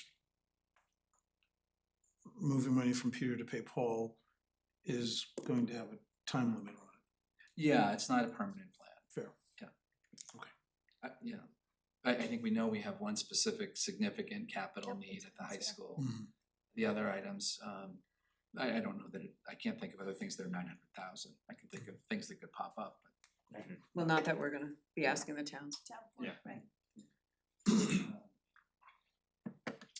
This is our revenue picture. It's overall it's relatively stable. I'm not going to point too much out here. We're trying to keep excess and deficiency level, and overall it's 2% increase. I have to moderate the interest a little bit. I brought it down because I think we're going to come in right around 275 this year, but interest rates are coming down a little bit, so I can't keep that up too high. I'm not going to go through this slide because it really shows the calculation of how to get to the next slide. And this is what the towns are interested in. The top number is showing our assessments without factoring debt, and the bottom section, which is the impact to taxpayers, is showing it with factoring in debt. You can see on the far right, our increase without debt is 2.49, with debt on the bottom slide, it's 1.59. What really jumps out is that when you look at each town, because of the enrollment change, Concord in the bottom slide is negative 0.79%, a decrease of 214,000, and Carlisle's an increase of 770,000, 9.37 increase, which, that's the challenge, and we know we're gonna be talking to Carlisle. Done what we can so far to get to this. I mean, yes, it's a challenge, but I also wanna point out, like, a budget increase of 1.6%. Right. Like, this headline could be a lot worse. It absolutely could. I wanna make, and I know we're gonna have conversations next month, but like, I appreciate, Yeah. definitely appreciate the work and keeping that in mind. It's a scary number, but it could be a lot scarier. Yeah. And Bob, can you remind me, does Carlisle look at it with or without debt? I always get this confused. I don't know, Or do you know? I think they ask for both. I mean, They both ask of for them- both, of right, them, they just okay. wanna know what both of them are. Okay, okay. But and in then- Concord, they ask for with debt service. Concord really likes to focus on the without debt Without debt because service? the debt service declines, Drops drops the the number number. down because we're Okay. in declining debt. Yep, yep, oh, But even still, 2.5%. Right, 2.49. I don't think there's gonna be that many communities that are below us. And- And not, especially not the 1.6, but like, but even the 2.49, I think we're, across both districts, we're. I mean, cause I know the number we're looking at just in Carlisle, and it's not 2.49. Yeah. This shows the shift to the end, so it doesn't take that many students. I mean, it is a decent number of Concord students that declined. We had a big graduating class. And only an increase of 11 in Carlisle, but that change right there equates to $650,000. Alright, so this is where I was confused, so we're looking at the numbers in FY27 enrollment, that's core. The Refers to- FY26 enrollment percent that's used is, that's I talked to FY27 enrollment, we're building the 27 budget now. We can only use the information we have most recently available, which is October 1, 2025. And then the 26 enrollment there is October 1, 2024. Does that answer your question? No, I was confused. So. Yeah, so, and I think I answered it differently before because of how we're talking about which year we're Yep, referencing. So the budget is for FY27. and we're Yes. looking at the enrollment numbers on October 1st of 20, Five. and that's the 76%? No, that's the bottom number. 76% is from 24. October of 24 drove FY26. Right, but it says FY26 enrollment percentages, Yes, that's that's what's the throwing me off. FY26 budget enrollment percent. Yeah, we're mixing you up with the way we're. And we're not on a calendar, so that makes Yeah. things worse. Yeah, I could call it Very budget instead of, it really, it's not what the actual enrollment percentage was that year on the left, it should say FY26 budget enrollment percent, Then I'm good. and I could put the dates on it too. I was just confused with. Yeah, no, we just have to. Yeah, it's easy enough to edit, put it for the budget open hearing. This is a dry run for town meeting. Yeah, that's what, Yeah, I yeah, know. Hearings. So this is, we've got the kinks here for the budget open hearing. Anyway, bottom line is the red is $650,000 shift, which is what's driving this. Our E&D, I don't have an update, it's being reviewed right now by DLS, so I just left last year's number in there. We're expecting it might go up a little bit. And can I ask a question about that? Does DLS certify it, like They free cash certify get it. certified? Okay. Yeah, that's our equivalent for a regional district with free cash. Okay. It's not exactly the same, we have little different rules, Right. but it's very similar. Okay. So that's the budget in a nutshell for the region. Excellent. Okay, do we have any questions from the committee out there? No, I think Aisha, this online, is any exhausting. questions? Nope, okay, she looks good. And just for everyone, the budget hearing, so we'll see the same presentation at January 7th. Now, the only difference between a hearing is members of the public can ask questions during the hearing, so that's coming up. And then there's another hearing, Finance committee hearing in Finance Concord committee. is in March. Concord is in March And we have dates to work through with Carla. with Carlisle. Not so much a question, but a comment, again, just coming out of last night's meeting and something to be thinking about ahead of when the Carlisle FinCom does their marathon meetings in January, student fees did come up. I don't love student fees at all. I mean, as someone who, you know, in Carlisle got to pay for kindergarten on top of the $20,000 plus tax bill, like I don't like student fees, but the question will most likely come up, are there places where the region should consider student fees? And I'm just gonna plant that seed in the lead up. Yep, so you know, just so we're all on the same page, you charge for parking now, you charge for athletics, you do not charge for clubs. There's the answer. Yeah. And just, you know, and I'll just say it publicly, like other towns are looking at putting student fees in, you know, right next door to us in Bedford, they're now putting student fees in as part of it. We are $300 per sport with a $900 family cap. So you can end up paying a lot of money. There is definitely financial assistance available for our fees, and the parking fee is $300 per year. And I'm gonna say it again, I do not love the fees, but the question will come up, so. I might have done the calculation recently as my youngest is graduating and I'm almost at $10,000. Like, and just for public school, when you really look at that, and that's you know, and you're also asked for money to support boosters and things like that, so. Oh yeah, I no, get it. I finished kindergarten fees and then this year it was 7th grade bus fee, you know, it's like, you just can't escape them. We do not have a bus fee. And you never would want one at the region because you're reimbursed for transportation. You actually can't, yeah. The student clubs, we don't, you're not allowed to pay an advisor from a fee. So we wouldn't be able to pay advisors of clubs with student fees. And we don't typically, pretty much they raise their own money. Like, so we don't, we're not, there might be a couple clubs that get charged co-curricular fees, but for the most part, they raise their money and that's what they spend. We don't spend, like if they went to an event, they raise money for it. Okay, any other questions on the regional budget? All right, I'm really gonna try. Thank you. Yes, thank you, Bob, for all this. This is, and Maureen, this is really. Yeah, and you guys, you both did a great job with the grilling from the FinCom. I mean, really answered all their questions. It was fun to watch. It was great. Okay, so next up, we have the competency determination policy, which we saw last month, and this is just a formal vote, so I would entertain a motion to approve competency determination policy. So moved. And do we have a second? Second. Okay, any discussion? Do have a question. So I think during the first reading, I may have asked a question that's adjacent to what I'm asking, but how do we go about the competency determination, you know, for students that are in IEPs or English language support and all of those? Yeah, it's the same process. We have to look at the courses they're taking and map it against what we're outlining here. So what's gonna be new and different is without the MCAS being the tipping point, this becomes more weighty, at least until the state changes it.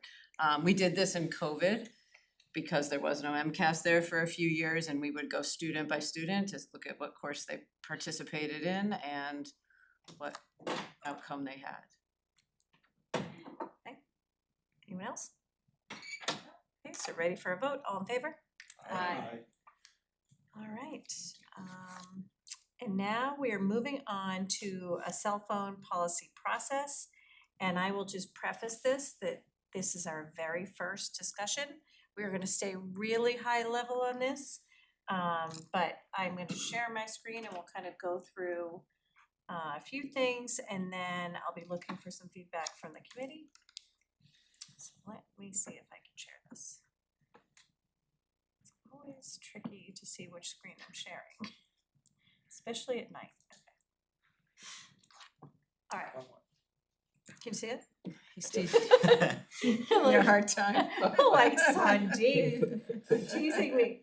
Okay, so, and I am also gonna preface this with, we actually do have, we don't have a school committee cell phone policy, but we do have a cell phone policy in our CCHS handbook. So when we're talking about types of policies, there's a bell-to-bell policy, which pretty much means kids keep their phones away, bell to bell, from the beginning of the day till the end of the day, and it doesn't come out at all. And we have bell to bell at CPS, And you actually told me what you have in Carlisle. What do you have at Carlisle? Bell to Bell? It is bell to bell. It's bell to bell. And so you see that in a lot of elementary and middle schools, you absolutely see the bell to bell. But again, not a formal policy in the handbook. It's just in the handbook.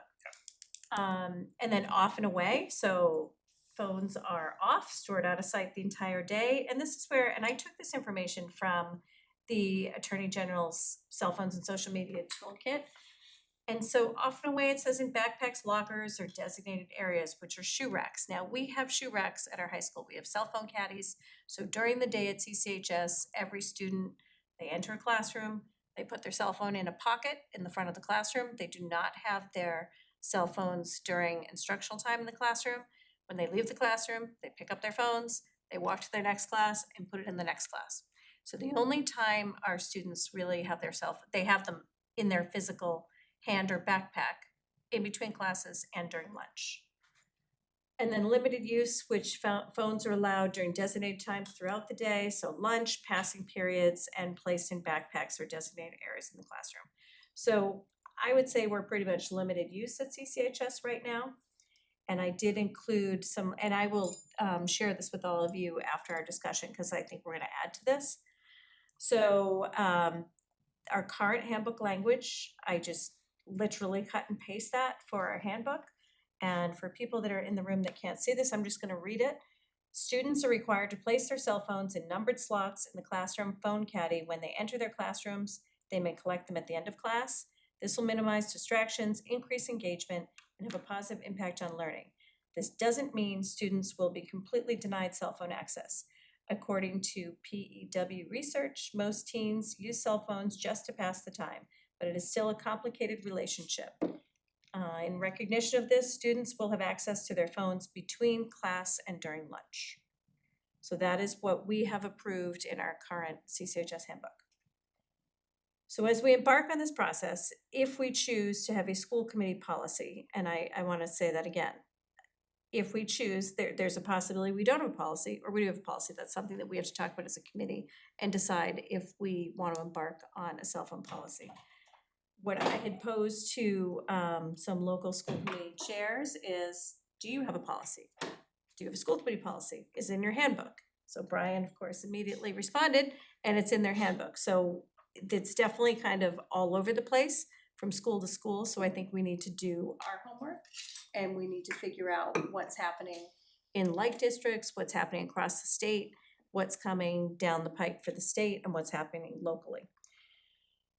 So this is where I think what we can do as a school committee is decide what do we need to make this decision. And I just generated a list of everyone that I thought that we could get information from. So I would ask all of you if there's anything else that you think that we need or any other type of input, and I will just add it to this list. So it's kind of our live brainstorming session of what we think we need. Just looking back on the conversation that started last spring, from CPAC to Mothers Out Front to Turning My Phone, there's a host of advocacy groups. There's a host of material in the public domain for all of us to become comfortable with, to understand. There's also, again, looking what's come out of the Attorney General's office, what the Governor's office has had to say, and what's happening throughout the Northeast. I believe that New York State took a strong posture. And I'm not certain that, I think we'd be hard pressed as a committee to sit in our community and not have a digital devices policy for our schools. So I'm not certain that that's a viable option. I think we need to look at something that's going to be workable, something that's not going to put the onus on the people who are on the front line, and sits appropriately with the body of knowledge as it relates to, and this is, I'm thinking back to a CPAC presentation at the Goodwin Forum about a year ago. I think just from looking at the lay literature, there's ample evidence that there's harm generated, and even though we're only part of the day, there's harm generated. And a lot of what was in the Attorney General's monograph suggests that what we do would not just be part of the schools, but also work in partnership with the power centers that are in our community to make the tone, not just we set in school, but what we set in our community. So, I think there are a lot of other places to look at, including the lay literature. Not only our surrounding municipalities, our surrounding states, and then,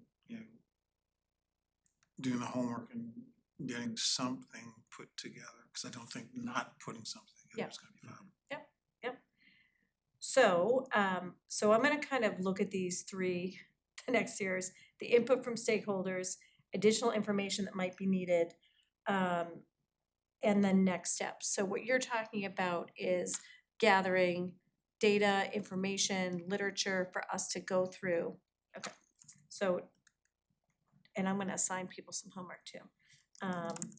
Gathering data. We have a lot of resources just here in our community. We've heard from a lot of community members on this. They've actually sent forth articles, so I think if we can compile all of those and, have a share, I love a shared drive. I love a shared drive, as you know, so put everything in there. Yeah. Yep. So I'm gonna say gather articles, literature, anything else Sorry. in that one? No. Okay. Besides articles and literature, I think examples of other districts. Yes. Yeah, the examples of other districts. On that front, I almost wonder, is it, I loathe to say a subcommittee, but I do feel like there's some type of working group or subcommittee of people that isn't just members of the school committee, but a member of the high school staff, someone from the administrative team, high school team, a couple students, actually a community working group that is to look at this and conduct surveys and really look at the data of what do different groups of people think about this? What are the things? Because I think the apps used, flex time, the app to sign up for flex time. How would kids sign up for flex? There's lots of things that we as sitting at this table aren't thinking about that people use cell phones for that would be impacted. I'm gonna add to this. What apps are used at CCHS? Sorry, it was just a little brain dump. Yeah, but I actually wonder if there's a working group, sort of like you did with what did you do with it for? Well, Was I it look at AI? the- We've done it for a bunch of I know, you years, do it all the time, but I But feel even like. our anti-Semitism coalition, Yeah. right, that has students, it Well, I has mentioned that, faculty. sustainability, I mean, we Right, do it all the we time. do it all the time. But I feel like, a couple school committee members, yada, yada, yada.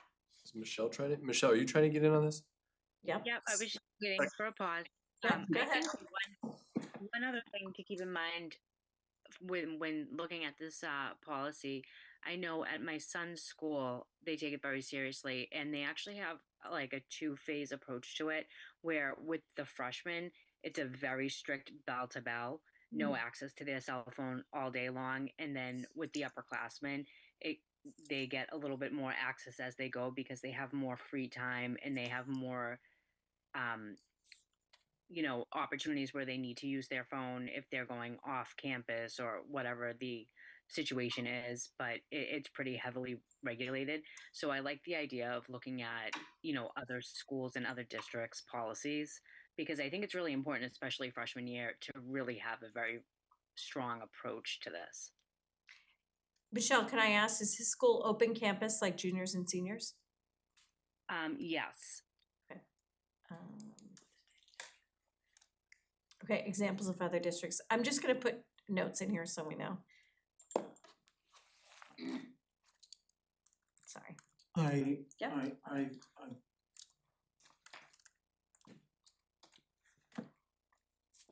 I think that a working group that's multidisciplinary is good. I guess I always come back to the, unless all of us are educators, many of us are, but all of us aren't, that deal with digital access and digital competency. It's nice for us all to get, I'm going sort of back to the body of knowledge, that whoever's gonna be in this working group should be cognizant of the material and have an understanding, or have a grounding in the knowledge, so that then you can come to a working group with students, educators, and have something to offer rather than everyone sort of without a necessary fund of knowledge in the field, sort of trying to get to an answer. Someone in that working group should have a fund of knowledge, at least from our body, the people in the working group should have a fund of knowledge. So I think, getting comfortable, becoming aware of the literature is probably first and foremost, so you can bring that understanding, whatever understanding you glean, to be to rub up against the boots on the ground experience of educators in the classroom, to the feel of the students and how it's going to encumber them or not, and then looking at the apps, coming at it with fund of knowledge. So I think that, getting comfortable, whoever's going to be in the working group, good idea. Whoever's going to be on the working group should have the fund of knowledge, should be aware of what it encompasses, and then you can go to try and put together a product that we could, at some point, once we've refined it, then bring back to this body and then to the community to look at. Just in terms of thinking about next steps, and I was actually thinking about this coming off of your little survey the Yes. other day. What is the benefit of having it as a policy versus just in the handbook? Because I hadn't really thought about the fact that Carlisle, we don't have a policy, and actually in Carlisle, I want to clarify, it's probably more often away as I look more at As the you look more, definition, look at your definitions that you had there.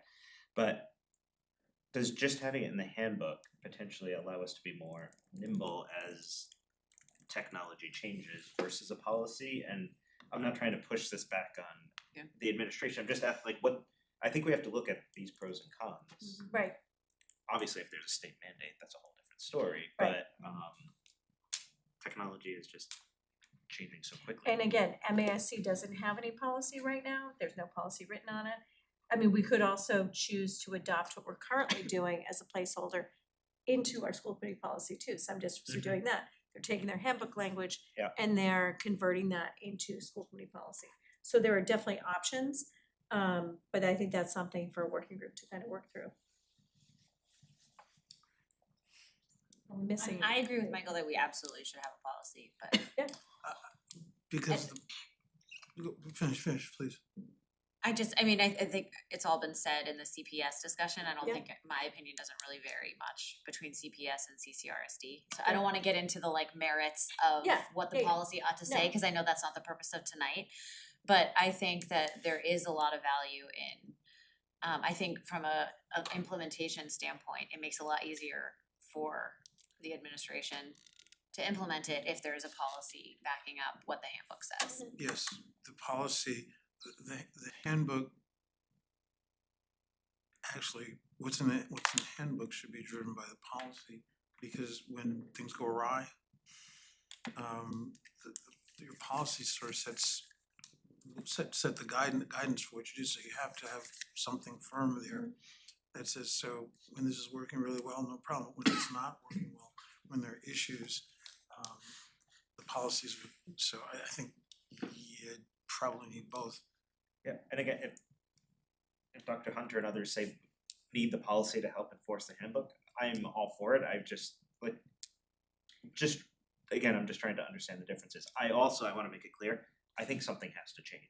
I don't think the current use of cell phones within the younger population is, you know, it's working, generally speaking, and like, we do have to give some thought to it. I just wanna make sure we're. I think that's the question. And I'm not gonna speak for Dr. Hunter, but I think probably if we were to make a change to the current policy, to the current handbook, to what's in the current handbook, it would likely need to be at the policy level. I mean, policy is one of our core responsibilities. Right, this is what we do. I think this is what we do. Yeah, this is absolutely what we do. We need to have Whether it's a something, but that's my opinion, we'll wait for what the subgroup. So are we agreeing as a group that we wanna move forward with a policy? We're not saying what the policy is, but I'm just gonna straw poll it. Do we- Well, is a policy different than a handbook item? Or is it maybe Yes. the same writing, just in a different Well, spot? we don't know what the writing is gonna be. But It the, could but be the the handbook same, would it have could be to different. echo the Yeah. policy. That's what I'm Yeah. saying, Yeah. like, The handbook is would this follow a, the policy. Can we step back for a second? Let's get ourselves informed on what I think maybe agreeing that there's a body of knowledge we need to be comfortable with. And folks comfortable with that body of knowledge should be part of the working group. Let's get attuned to the body of knowledge and work on that before we start talking about policy and handbook. Let's understand the body of knowledge first, and then flesh out how we're going to move it forward. Getting a working group sounds good, getting the body of knowledge sounds good. We can't work on those other things until we understand the domain we're dealing in. We all have ideas about it, we've all heard the bad things or seen the bad things and that have come, but understand this and both and then work from there. So let's put policy and handbook sort of the end. We know that we're gonna get there, but let's figure out what we know and what we don't know, and then go from there. Suggestion. So for January, cause this will just be a recurring item on our agenda. This is definitely at the core of what we do if we're talking policy, but we're gonna study it. So I think for January, the goal would be to gather some research, gather, some that's already been submitted, and I will put a folder into the drive. And so what I would ask all of you to do is, now you get homework. Go out there, find some research, talk to some people in the community. We've gotten a lot of community feedback. We've gotten a lot of research already, and let's put it all in the same place. So I'm gonna put a folder in the drive, and if people can just add some things to it, and then maybe our next meeting, we'll kind of decipher what we're gonna really focus on and read and go from there. So it is a beginning step, and it's gonna take a little bit of time. I do think that the more time we flesh it out, the better. I think it's not something we wanna jump to, like, let's do this right now. Like, it's gonna take surveys, it's gonna take input from students, from parents, from teachers, from community members, school committee, and we wanna make sure we are, if it does become writing a policy, something that the high school can really implement. With the intent to do it, though, makes a big difference in the amount of effort and time we put into it. Yep. Cause if, nobody really wants to do it, we'll drag it on. Yeah. If we wanna do it, we'll prioritize it, we'll get it done. So I think we need to figure that out fairly early on, so. I think one of the next steps is, sorry, go ahead, is establishing a timeline. Like, we should do that and leveling expectations that it's not gonna happen, we're not gonna have an answer and a policy in February, it's gonna take probably the better part of the second half of this school year. Definitely fair. I don't think our community will let us not do something. No. So I might suggest that we all have a little bit of homework to in fact, I cheated, I started mine right after our last meeting. So we all have a little bit of homework, maybe for the next meeting, suggestion that we take a straw poll and find out who wants to really think about this and think about working on it more going forward for our next meeting, with all of us having done some homework between now and then, at least getting appraised in the domain. And then see what happens, but as as you say, more to come at the next meeting. So, Aisha, do you have anything? I don't mean to put you on the spot, but I don't wanna forget about you either. No, I mean, I agree. I think we need to do some homework. I know that, speaking to some of the high school students, they do, use their cell phone for like leaving campus or, some of the apps. So it would be good to do a little bit of research and, before I leave feedback. All right, so, Lori, can I ask you to do some homework? Yes, Lori, do some Can I homework. say out loud to all of you, it's December 17th and you meet on January 7th. Oh, no, I know, and we're meeting again at the end of January. I would temper your homework. Right, oh, I'm gonna temper my Between now homework. and the 7th of No, January. No, I have that. So you did talk about the 5 things to do over the break? Yeah, Yeah. you just see me try to be like, Well, and I was at a land use committee meeting today and I literally said, I was like, okay, if we need information from the schools, we can get it by Monday, or we're not getting it till the new year. Like there is a break, and we certainly want you to have a break. So the only homework I would ask is just any apps that we currently use at the high school. That's it. And that would be it. current and wishful thinking, Yes, cause sure. there's a Yeah. list we're Yeah. not executing anyway. And I might have seen maybe one of the principals on the call too, so I'm sure that he is Yeah, listening. you caught their attention. I definitely did.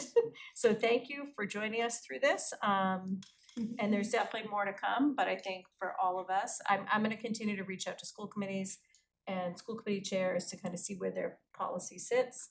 And maybe we'll have some type of, so we can't all work on a Google Doc together, just of what other districts are doing. So I will assign myself that, and there's more to come in January. Yeah, I didn't until, like, I think temper what you're gonna be Yeah. able to do between now and January. was Absolutely. My point. Absolutely, We'll have 2 meetings in January, right? yes. Well, But the second meeting will be a yeah, the Concord Public second meeting. one's Concord. So the regional meeting is first. Okay. Okay, I mean, I will throw it out there if we're coming for a workshop anyhow, if there's if other business. necessary, if there's other business, Carlisle might stay. Might as well Okay. maximize our time. Okay. Okay, we could have a short regional meeting and a I longer will- Concord meeting. I Okay, will we'll worry sort about that that out. then. All right. Thank you so much. All right, moving right along. Sustainability Committee appointments. Lori talked a little bit about this. The Sustainability Committee is going to meet. They will have 3 meetings, so we're looking for anyone on the committee who would like to liaise. I didn't hear from anyone over email. And so these I'm are just gonna after school. look This is around. after school and there's usually a hybrid option. So like 3 o'clock-ish? Closer to 3:45 or 4, cause I need Okay. elementary to be out. I was confused, cause when I saw this entry and I looked to the town and realized saying, well, there's no sustainability committee in the town anymore, that the officers, so this is explain what we're talking about in the school. Yeah, so this is the schools, this is the district's sustainability, the schools focused on the school work in sustainability. Usually we have representatives from some of the town committees, the Climate Action Committee. Mothers Out Front, a number of the groups usually have someone in the room with us, plus school representation and someone from, it's usually on your list of committees at the beginning of the year and we just held off, yeah. How frequently is it? It's gonna be 3 times between January and the end of the year. I'll do it. Couple students too. Oh, were you just And gonna kids, say? yeah. Yeah, a couple students. Yeah. You Perhaps beat me to it. Carrie, so I'm happy to do it. Carrie's happy to do it, okay, all right. Thank you. And if you can't, I'll Okay, back me up. Yeah. Thank you, I appreciate that. All right, and then onto the calendar, the 2026-2027 calendar. This is a first reading of the calendar. So Lori, I think is, you wanna share that? Yeah. And Carrie has been our representative from school committee on the calendar committee. So, just to talk you through, Labor Day is September 7th, which is the latest it can be. Per our contracts, we have already bargained to agree on the 27th with the teachers. So that is why the Thursday, Friday start is laid out that way for staff. The students would return on the 31st. We would have a 4-day week because our contracts also say we have the Friday of Labor Day off. So that's the ramp up So plan. this is the first time after a while that we're starting on Monday. It's usually a Wednesday. Yeah. We had, in the research we did, we had this plan laid out for 2020. Didn't really ever happen. We reworked the whole calendar, but it was laid out this way in 2020. And then I'll just highlight things. I don't wanna go through every date. We do have all the early releases in here. There's district-wide ones and high school ones. The high school, remember, is just an hour a month. The district-wide is when everyone releases, like we did last week at, a true early release, and we do vertical and horizontal work. We were able to align with Carlisle on some of your early releases for the first time. I thought that was really fantastic.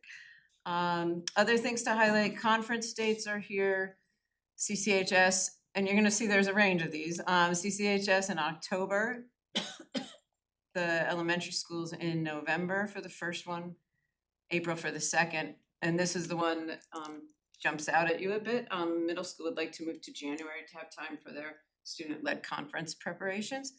Obviously, they know they need to interface with parents, and Carrie and I asked a lot about this, interface with parents much earlier than that if there's any concerns going on. So that'll be a big part of the discussion at the middle school if we go with this January conference date.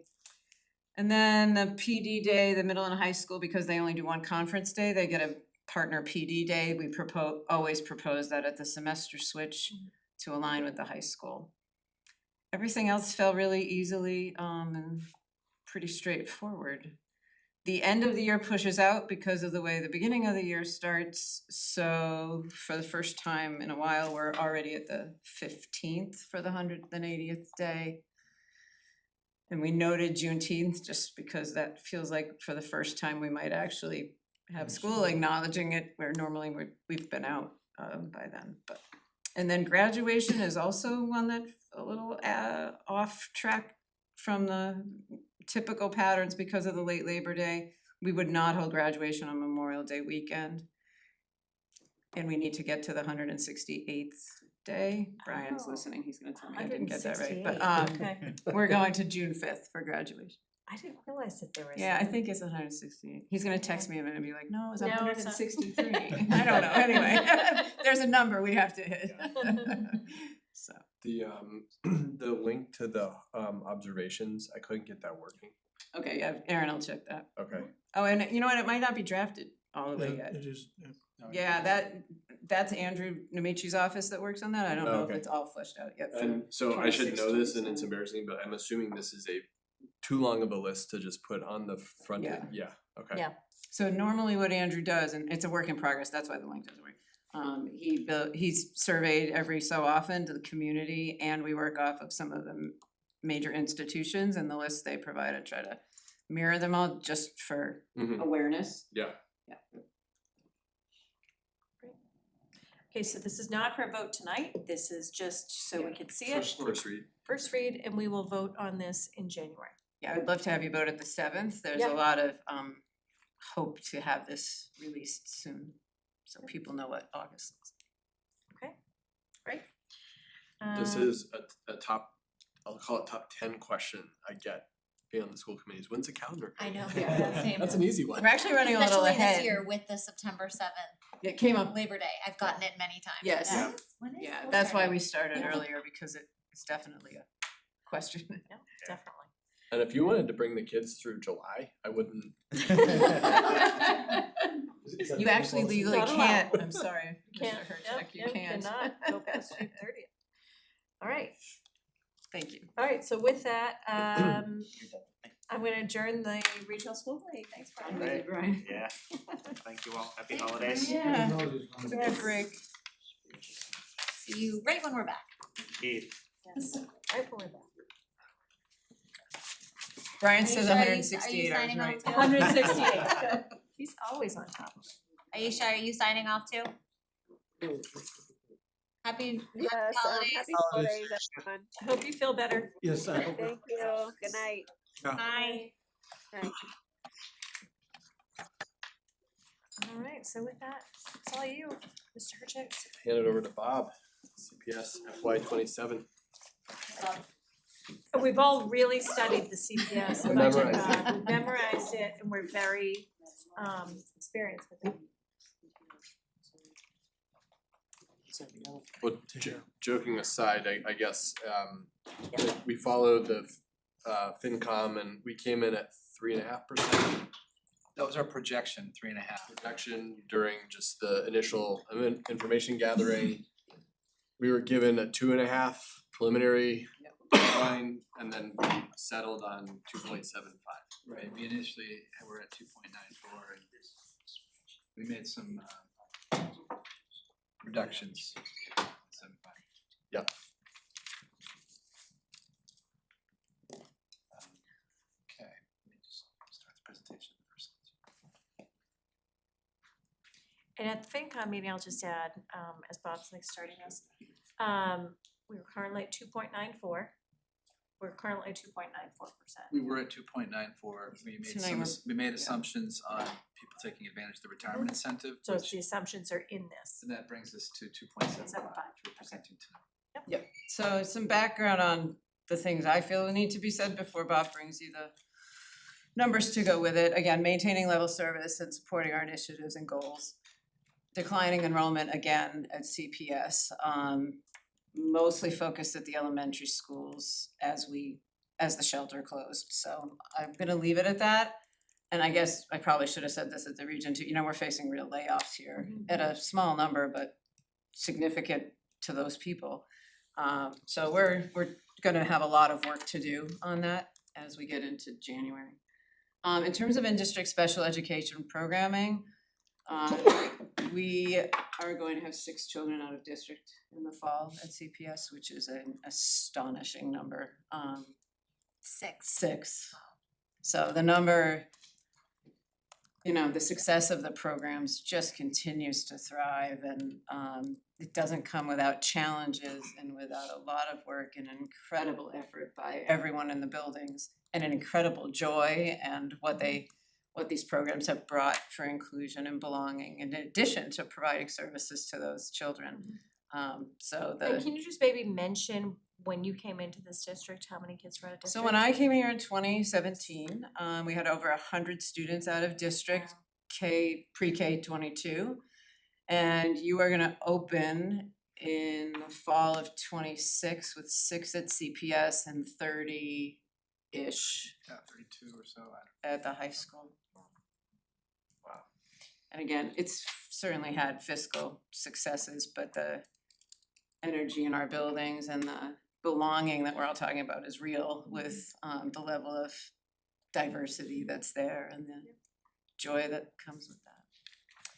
We do have some possibility of some revenue coming in there. It's not quite actualized. We have different districts inquire and potentially it could even come together this year. You did set up a revolving account to accept tuition for CPS, so it will stay within the schools and otherwise we had to give it to the town's general fund, so that potential is still there, but not actualized.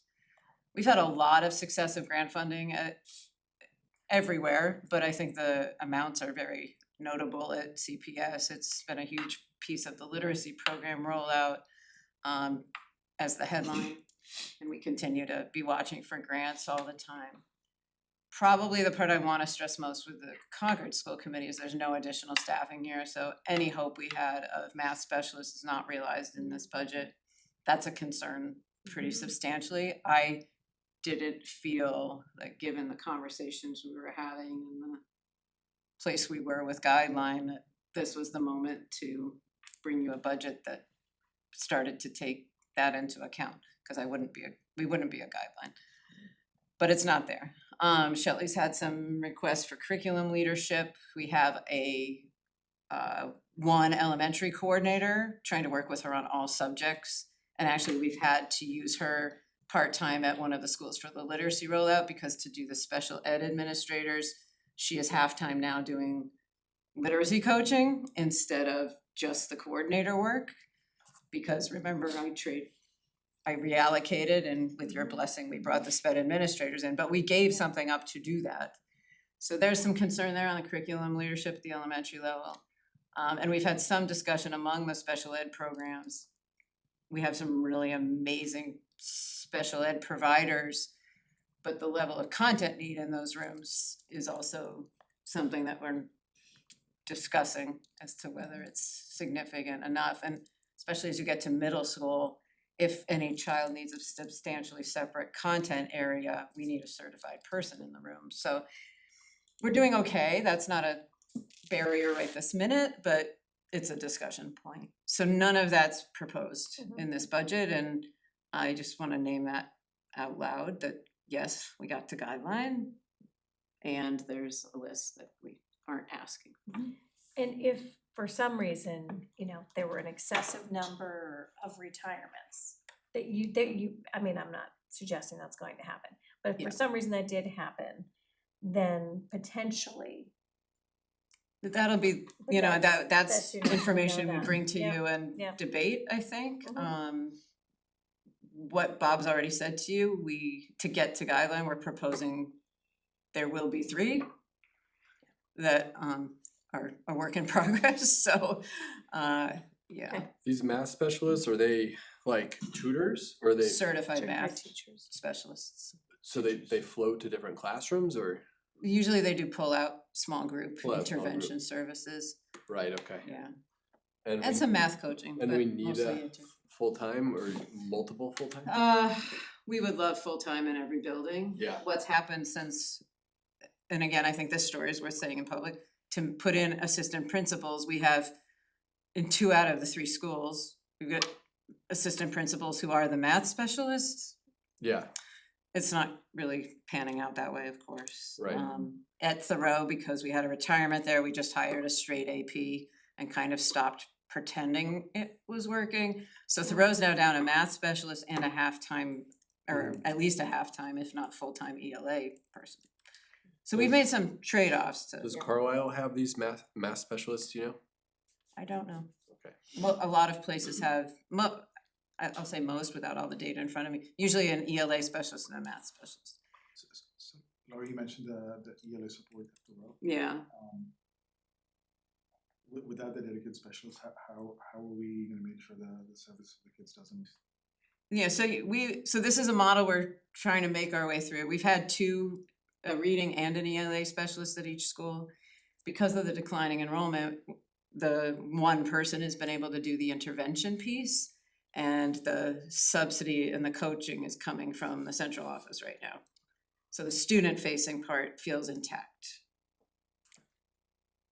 So I get, it's mucky, partly because I'm not bringing you, in my perfect world, right, there's ELA, there's math, there's assistant principals that are just assistant principals, and, we're just gonna struggle to get from where we are to that. So, that all said, there's a lot that's working, even despite all of that. The wish list is there of like, we could probably be doing this a little differently. Math, we've gotta figure out some supports because we don't have enough, the intervention part is a struggle right now, so I suspect if we can't go to specialists, I may be proposing math tutors if we can reallocate based on. So there's a lot more to come, but I just thought it was important to name. That's why I was asking at Carlisle if there's a way to share a resource with Yeah. Carlisle. I know that would I be don't know. very mucky, but. Yeah, I don't know.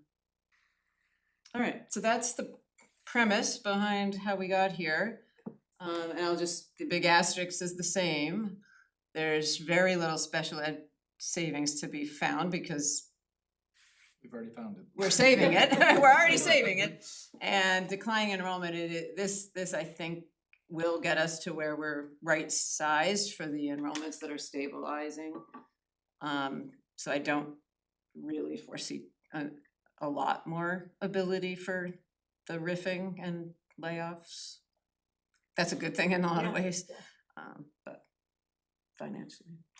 All right, Bob will give you the big picture view. This is the same as the other district. I'll skip this one. Objectives are the same, just a high level.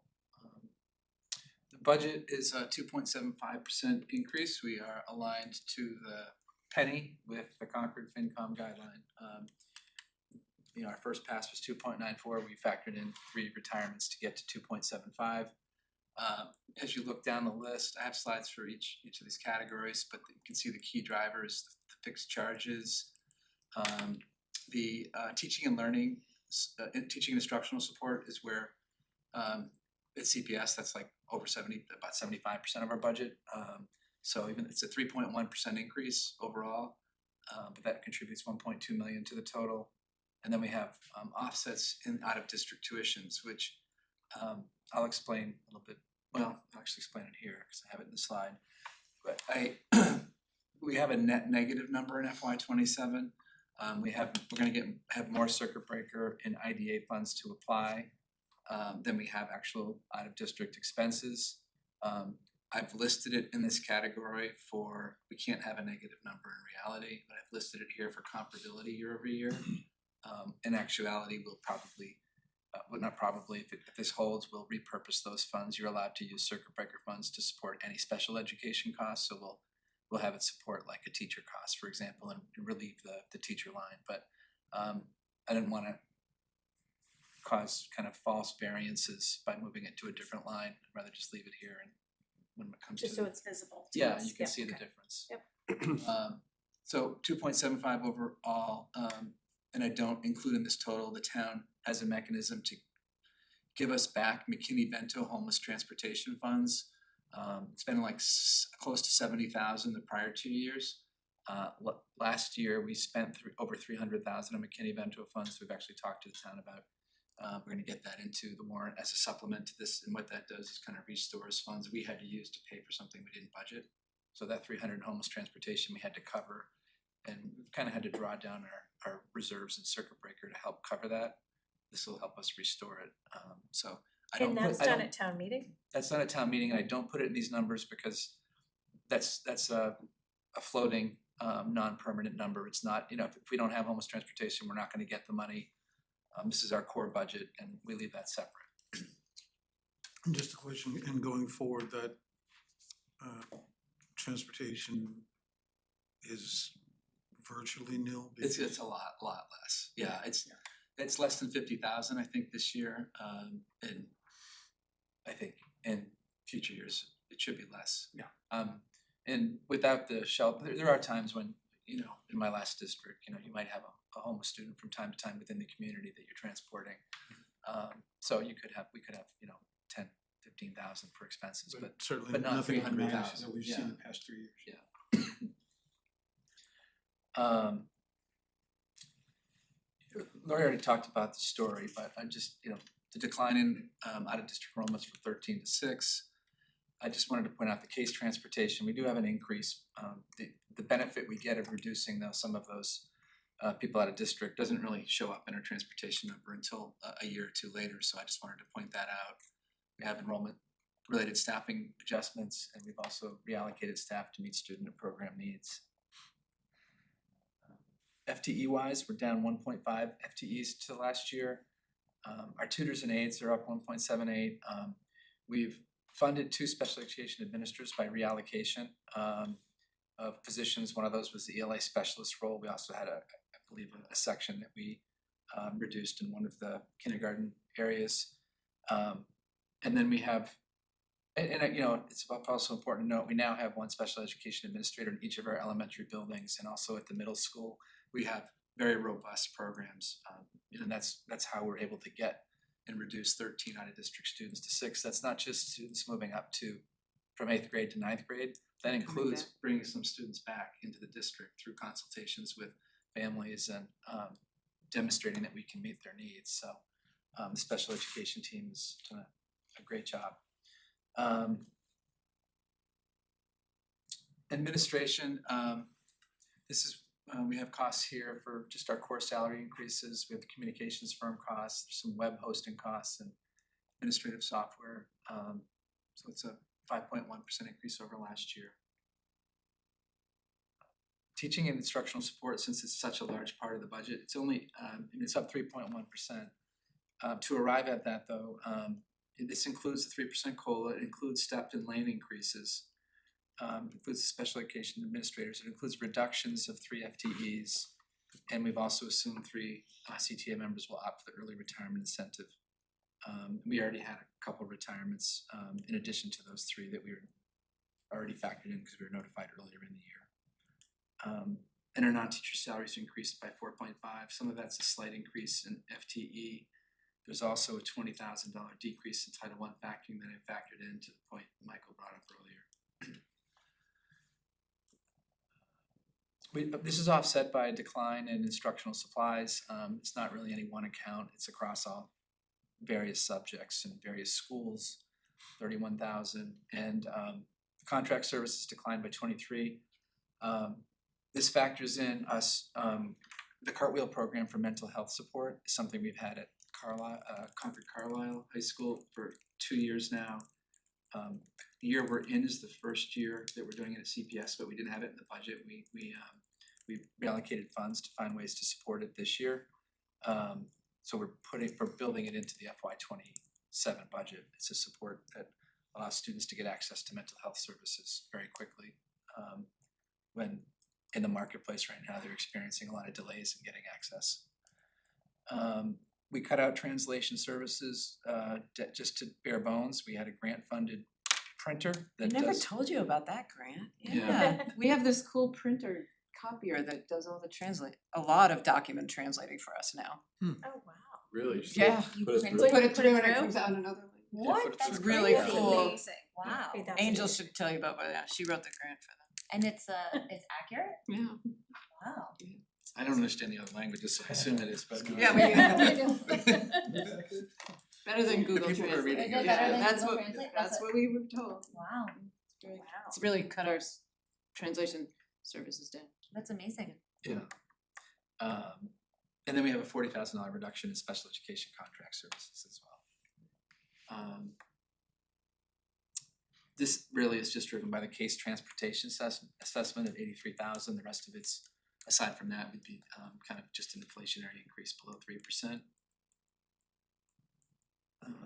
Maintenance is really an inflationary increase. It's half of that's coming from utilities increases, and there's contractual increases for custodial maintenance staff. Insurance is driving the increase to fixed charges. It's 21%. We have a nice, beautiful new Ellen Garrison building at the Concord Middle School, and it's worth a lot more than Peabody and Sanborn. We didn't insure Peabody and Sanborn for full replacement value, not that they were worth much, when they were in their late stages. So we have a building of a higher value, and we have premium rate increases because we've had some losses, which we don't want to talk about. Let's not talk about those. Did those losses carry over from Peabody and Sanborn? No, not at Peabody Sanborn. We had The fire at pipe the road and stuff pipe like burst. that. Pipe at Willard. Right, okay. Those affect But- it. So all CPSs together. Yeah, they look at CPS Oh, okay. together, and they look at our experience rate as one part, and then the other part is that the building is worth more, and then the other part is some of this is the industry, just rates are going up. Jacking up prices. They throw everything in when they tell us their rates. But they're still- But a claim at Peabody or Sanborn should fall off, right? They look at us as a total, they don't look at us building by building, Okay, like, alright. they look at us as a whole across one entity, all of our buildings. But Peabody and Sanborn buildings are no longer on our policy, so their values aren't part of our coverage. The Ellen Garrison building is, and it's whatever, 110 million. So that's what's driving the 57,000. It should be steady next year because we'll have it on the books. And then out of district tuitions, you can see the savings. I presented 2 ways the gross tuition amounts, so that you can see that we went from 1,452,000 to 726,000. It's actually exactly in half. I didn't notice that until now, but $726,000 decrease at the gross tuition level. But with less tuitions, we're gonna get less circuit breaker money. We'll receive the same IDA funding.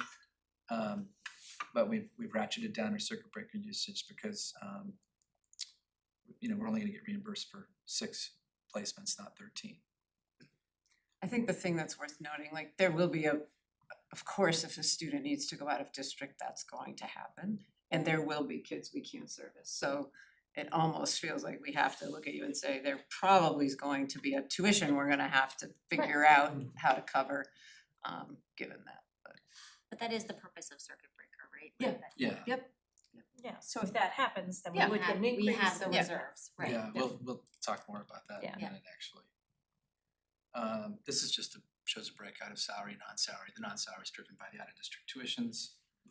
This just gives you a picture of our other funding sources. We include it in the budget book. I just thought I'd show you here so you can see these are other things that contribute to offsetting some of our costs. Preschool fees pay for a portion of our preschool teachers. Facilities rental mostly just, it's not a lot. It pays for the custodial overtime, and then we get a little bit that we can apply to whatever facilities repairs costs we have or operating costs. Middle school athletic fees defray. They don't cover everything, but they cover a portion of the athletic costs. And then the grants at the top, we use the IDA fund for tuitions, the special ed circuit breaker for tuitions. This year we'll use some of the latter for other special education costs because we have more than we can use for tuitions. And then in Title I, 2A, and 4, we identify purposes that that we think we can, best meet our needs in a given year. This is something I added because just to make you aware of. It's a recommendation that we wanted to float. There's something called the Special Education Reserve Fund. I believe there's also a Special Education Stabilization Fund, but the Reserve Fund's the one I'm more familiar with. The language is sometimes interchangeable, but I refer to the specific act. It allows us to set up a fund to use for unanticipated or unbudgeted costs of special education. This is right from DESI's language, so I've just shared this for you to be aware of. And I'll talk about The proposal is just to create the fund. just to create the fund, yeah. So in order to create the fund, we'd be required to have a majority vote of the school committee and also the local legislative body, which Town I meeting. believe is town meeting. Yeah. It's town meeting, and it'd probably be good to have the blessing of the FinCom and select board. And you have the date, I know you already have the date, but Carmen mentioned it this morning. January 9th is the date that they're looking for language. They're looking to work with, they can absolutely Yeah, work we with usually you. get some grace as Yeah. long as we hit the deadline and the warrant closes. But your meeting on the 7th is hopefully aiming for the 9th. Yeah. So. Yeah.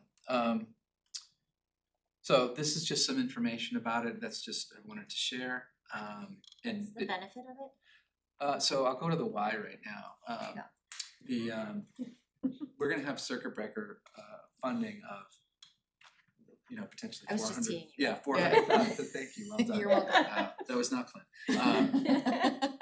So about 400,000. If we had two students, I used the scenario I had in my last district, twins that had to go to New England Children's Center at $330,000 each.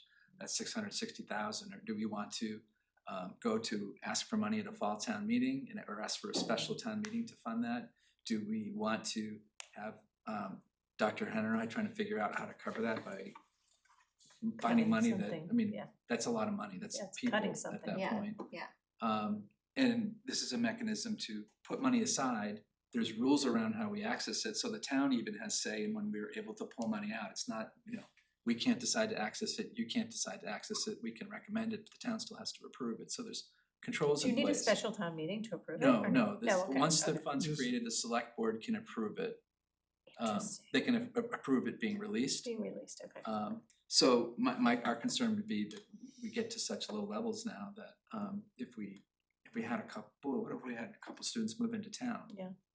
That had some significant needs that or they already had an existing placement, so I don't think there'll be a lot of controversy about creating the fund if we don't ask for money, so that's why I thought we don't wait for the emergency to both explain the fund and also fund it. Let's maybe put it out there and see if it's received well, and if we create the fund and don't have any funding in it, we can wait, and I don't know if we can figure out the funding later.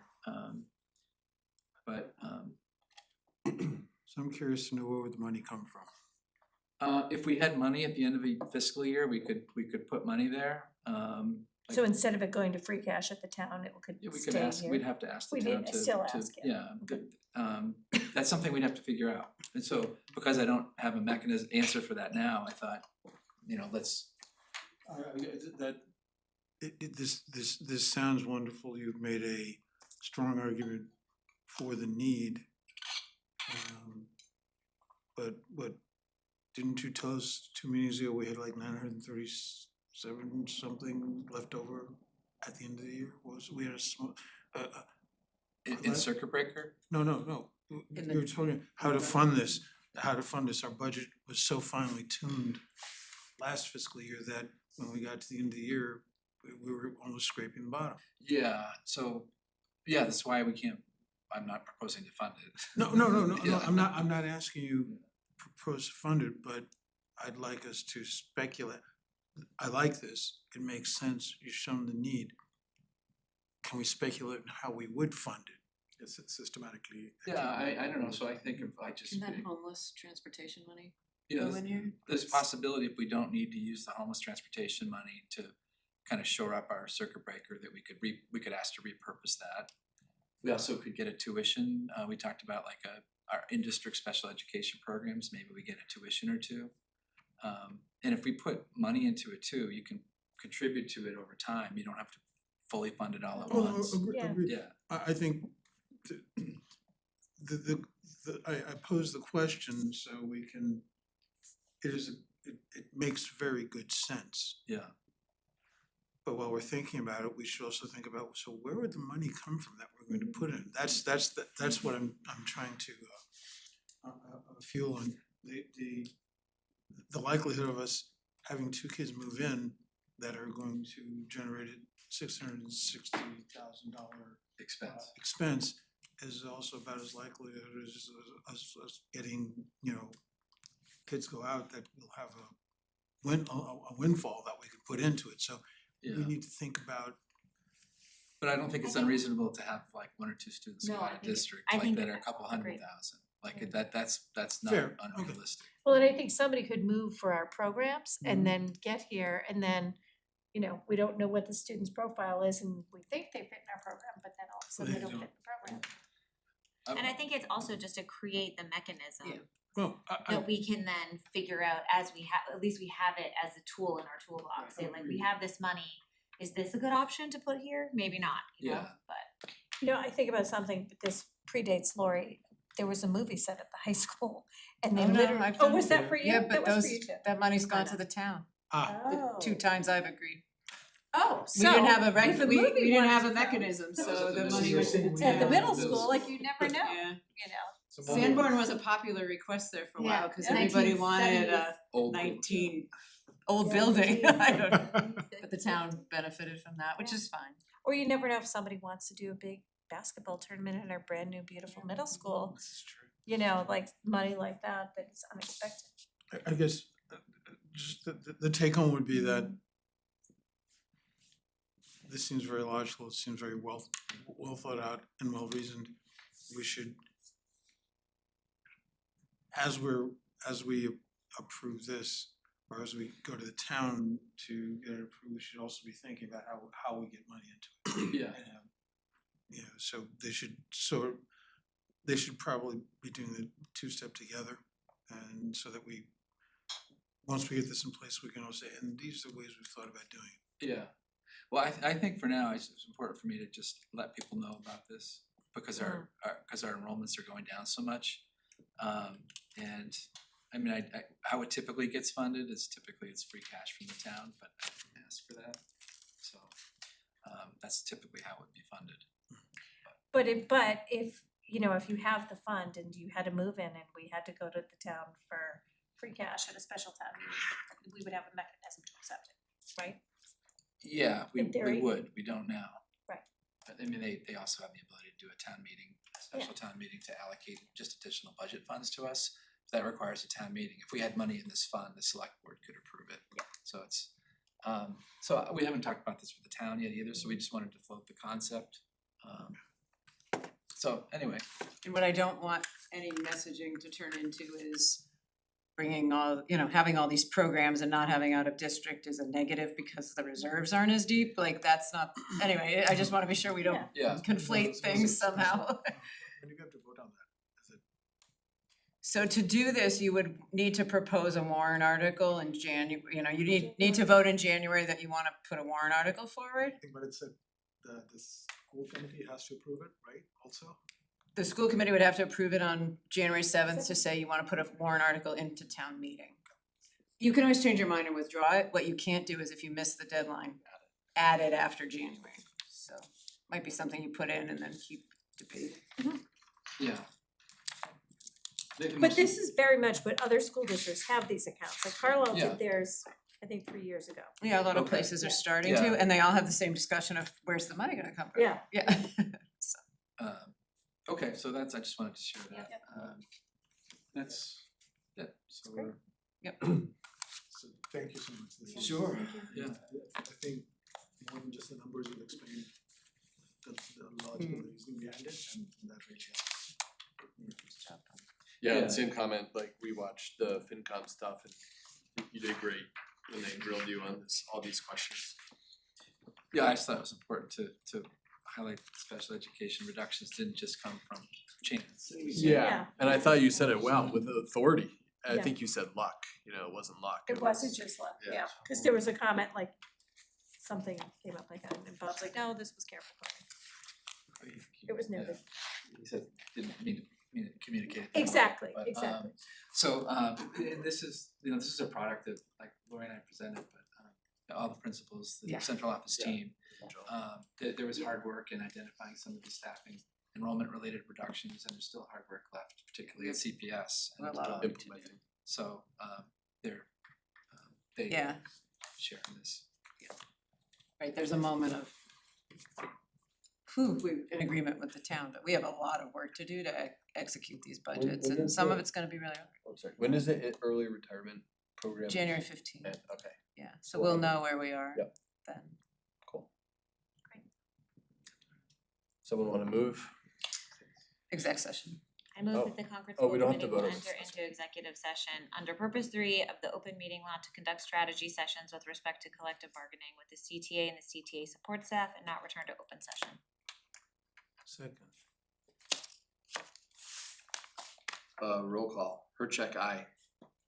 Loretta, why? Rankin, I. Williams, aye.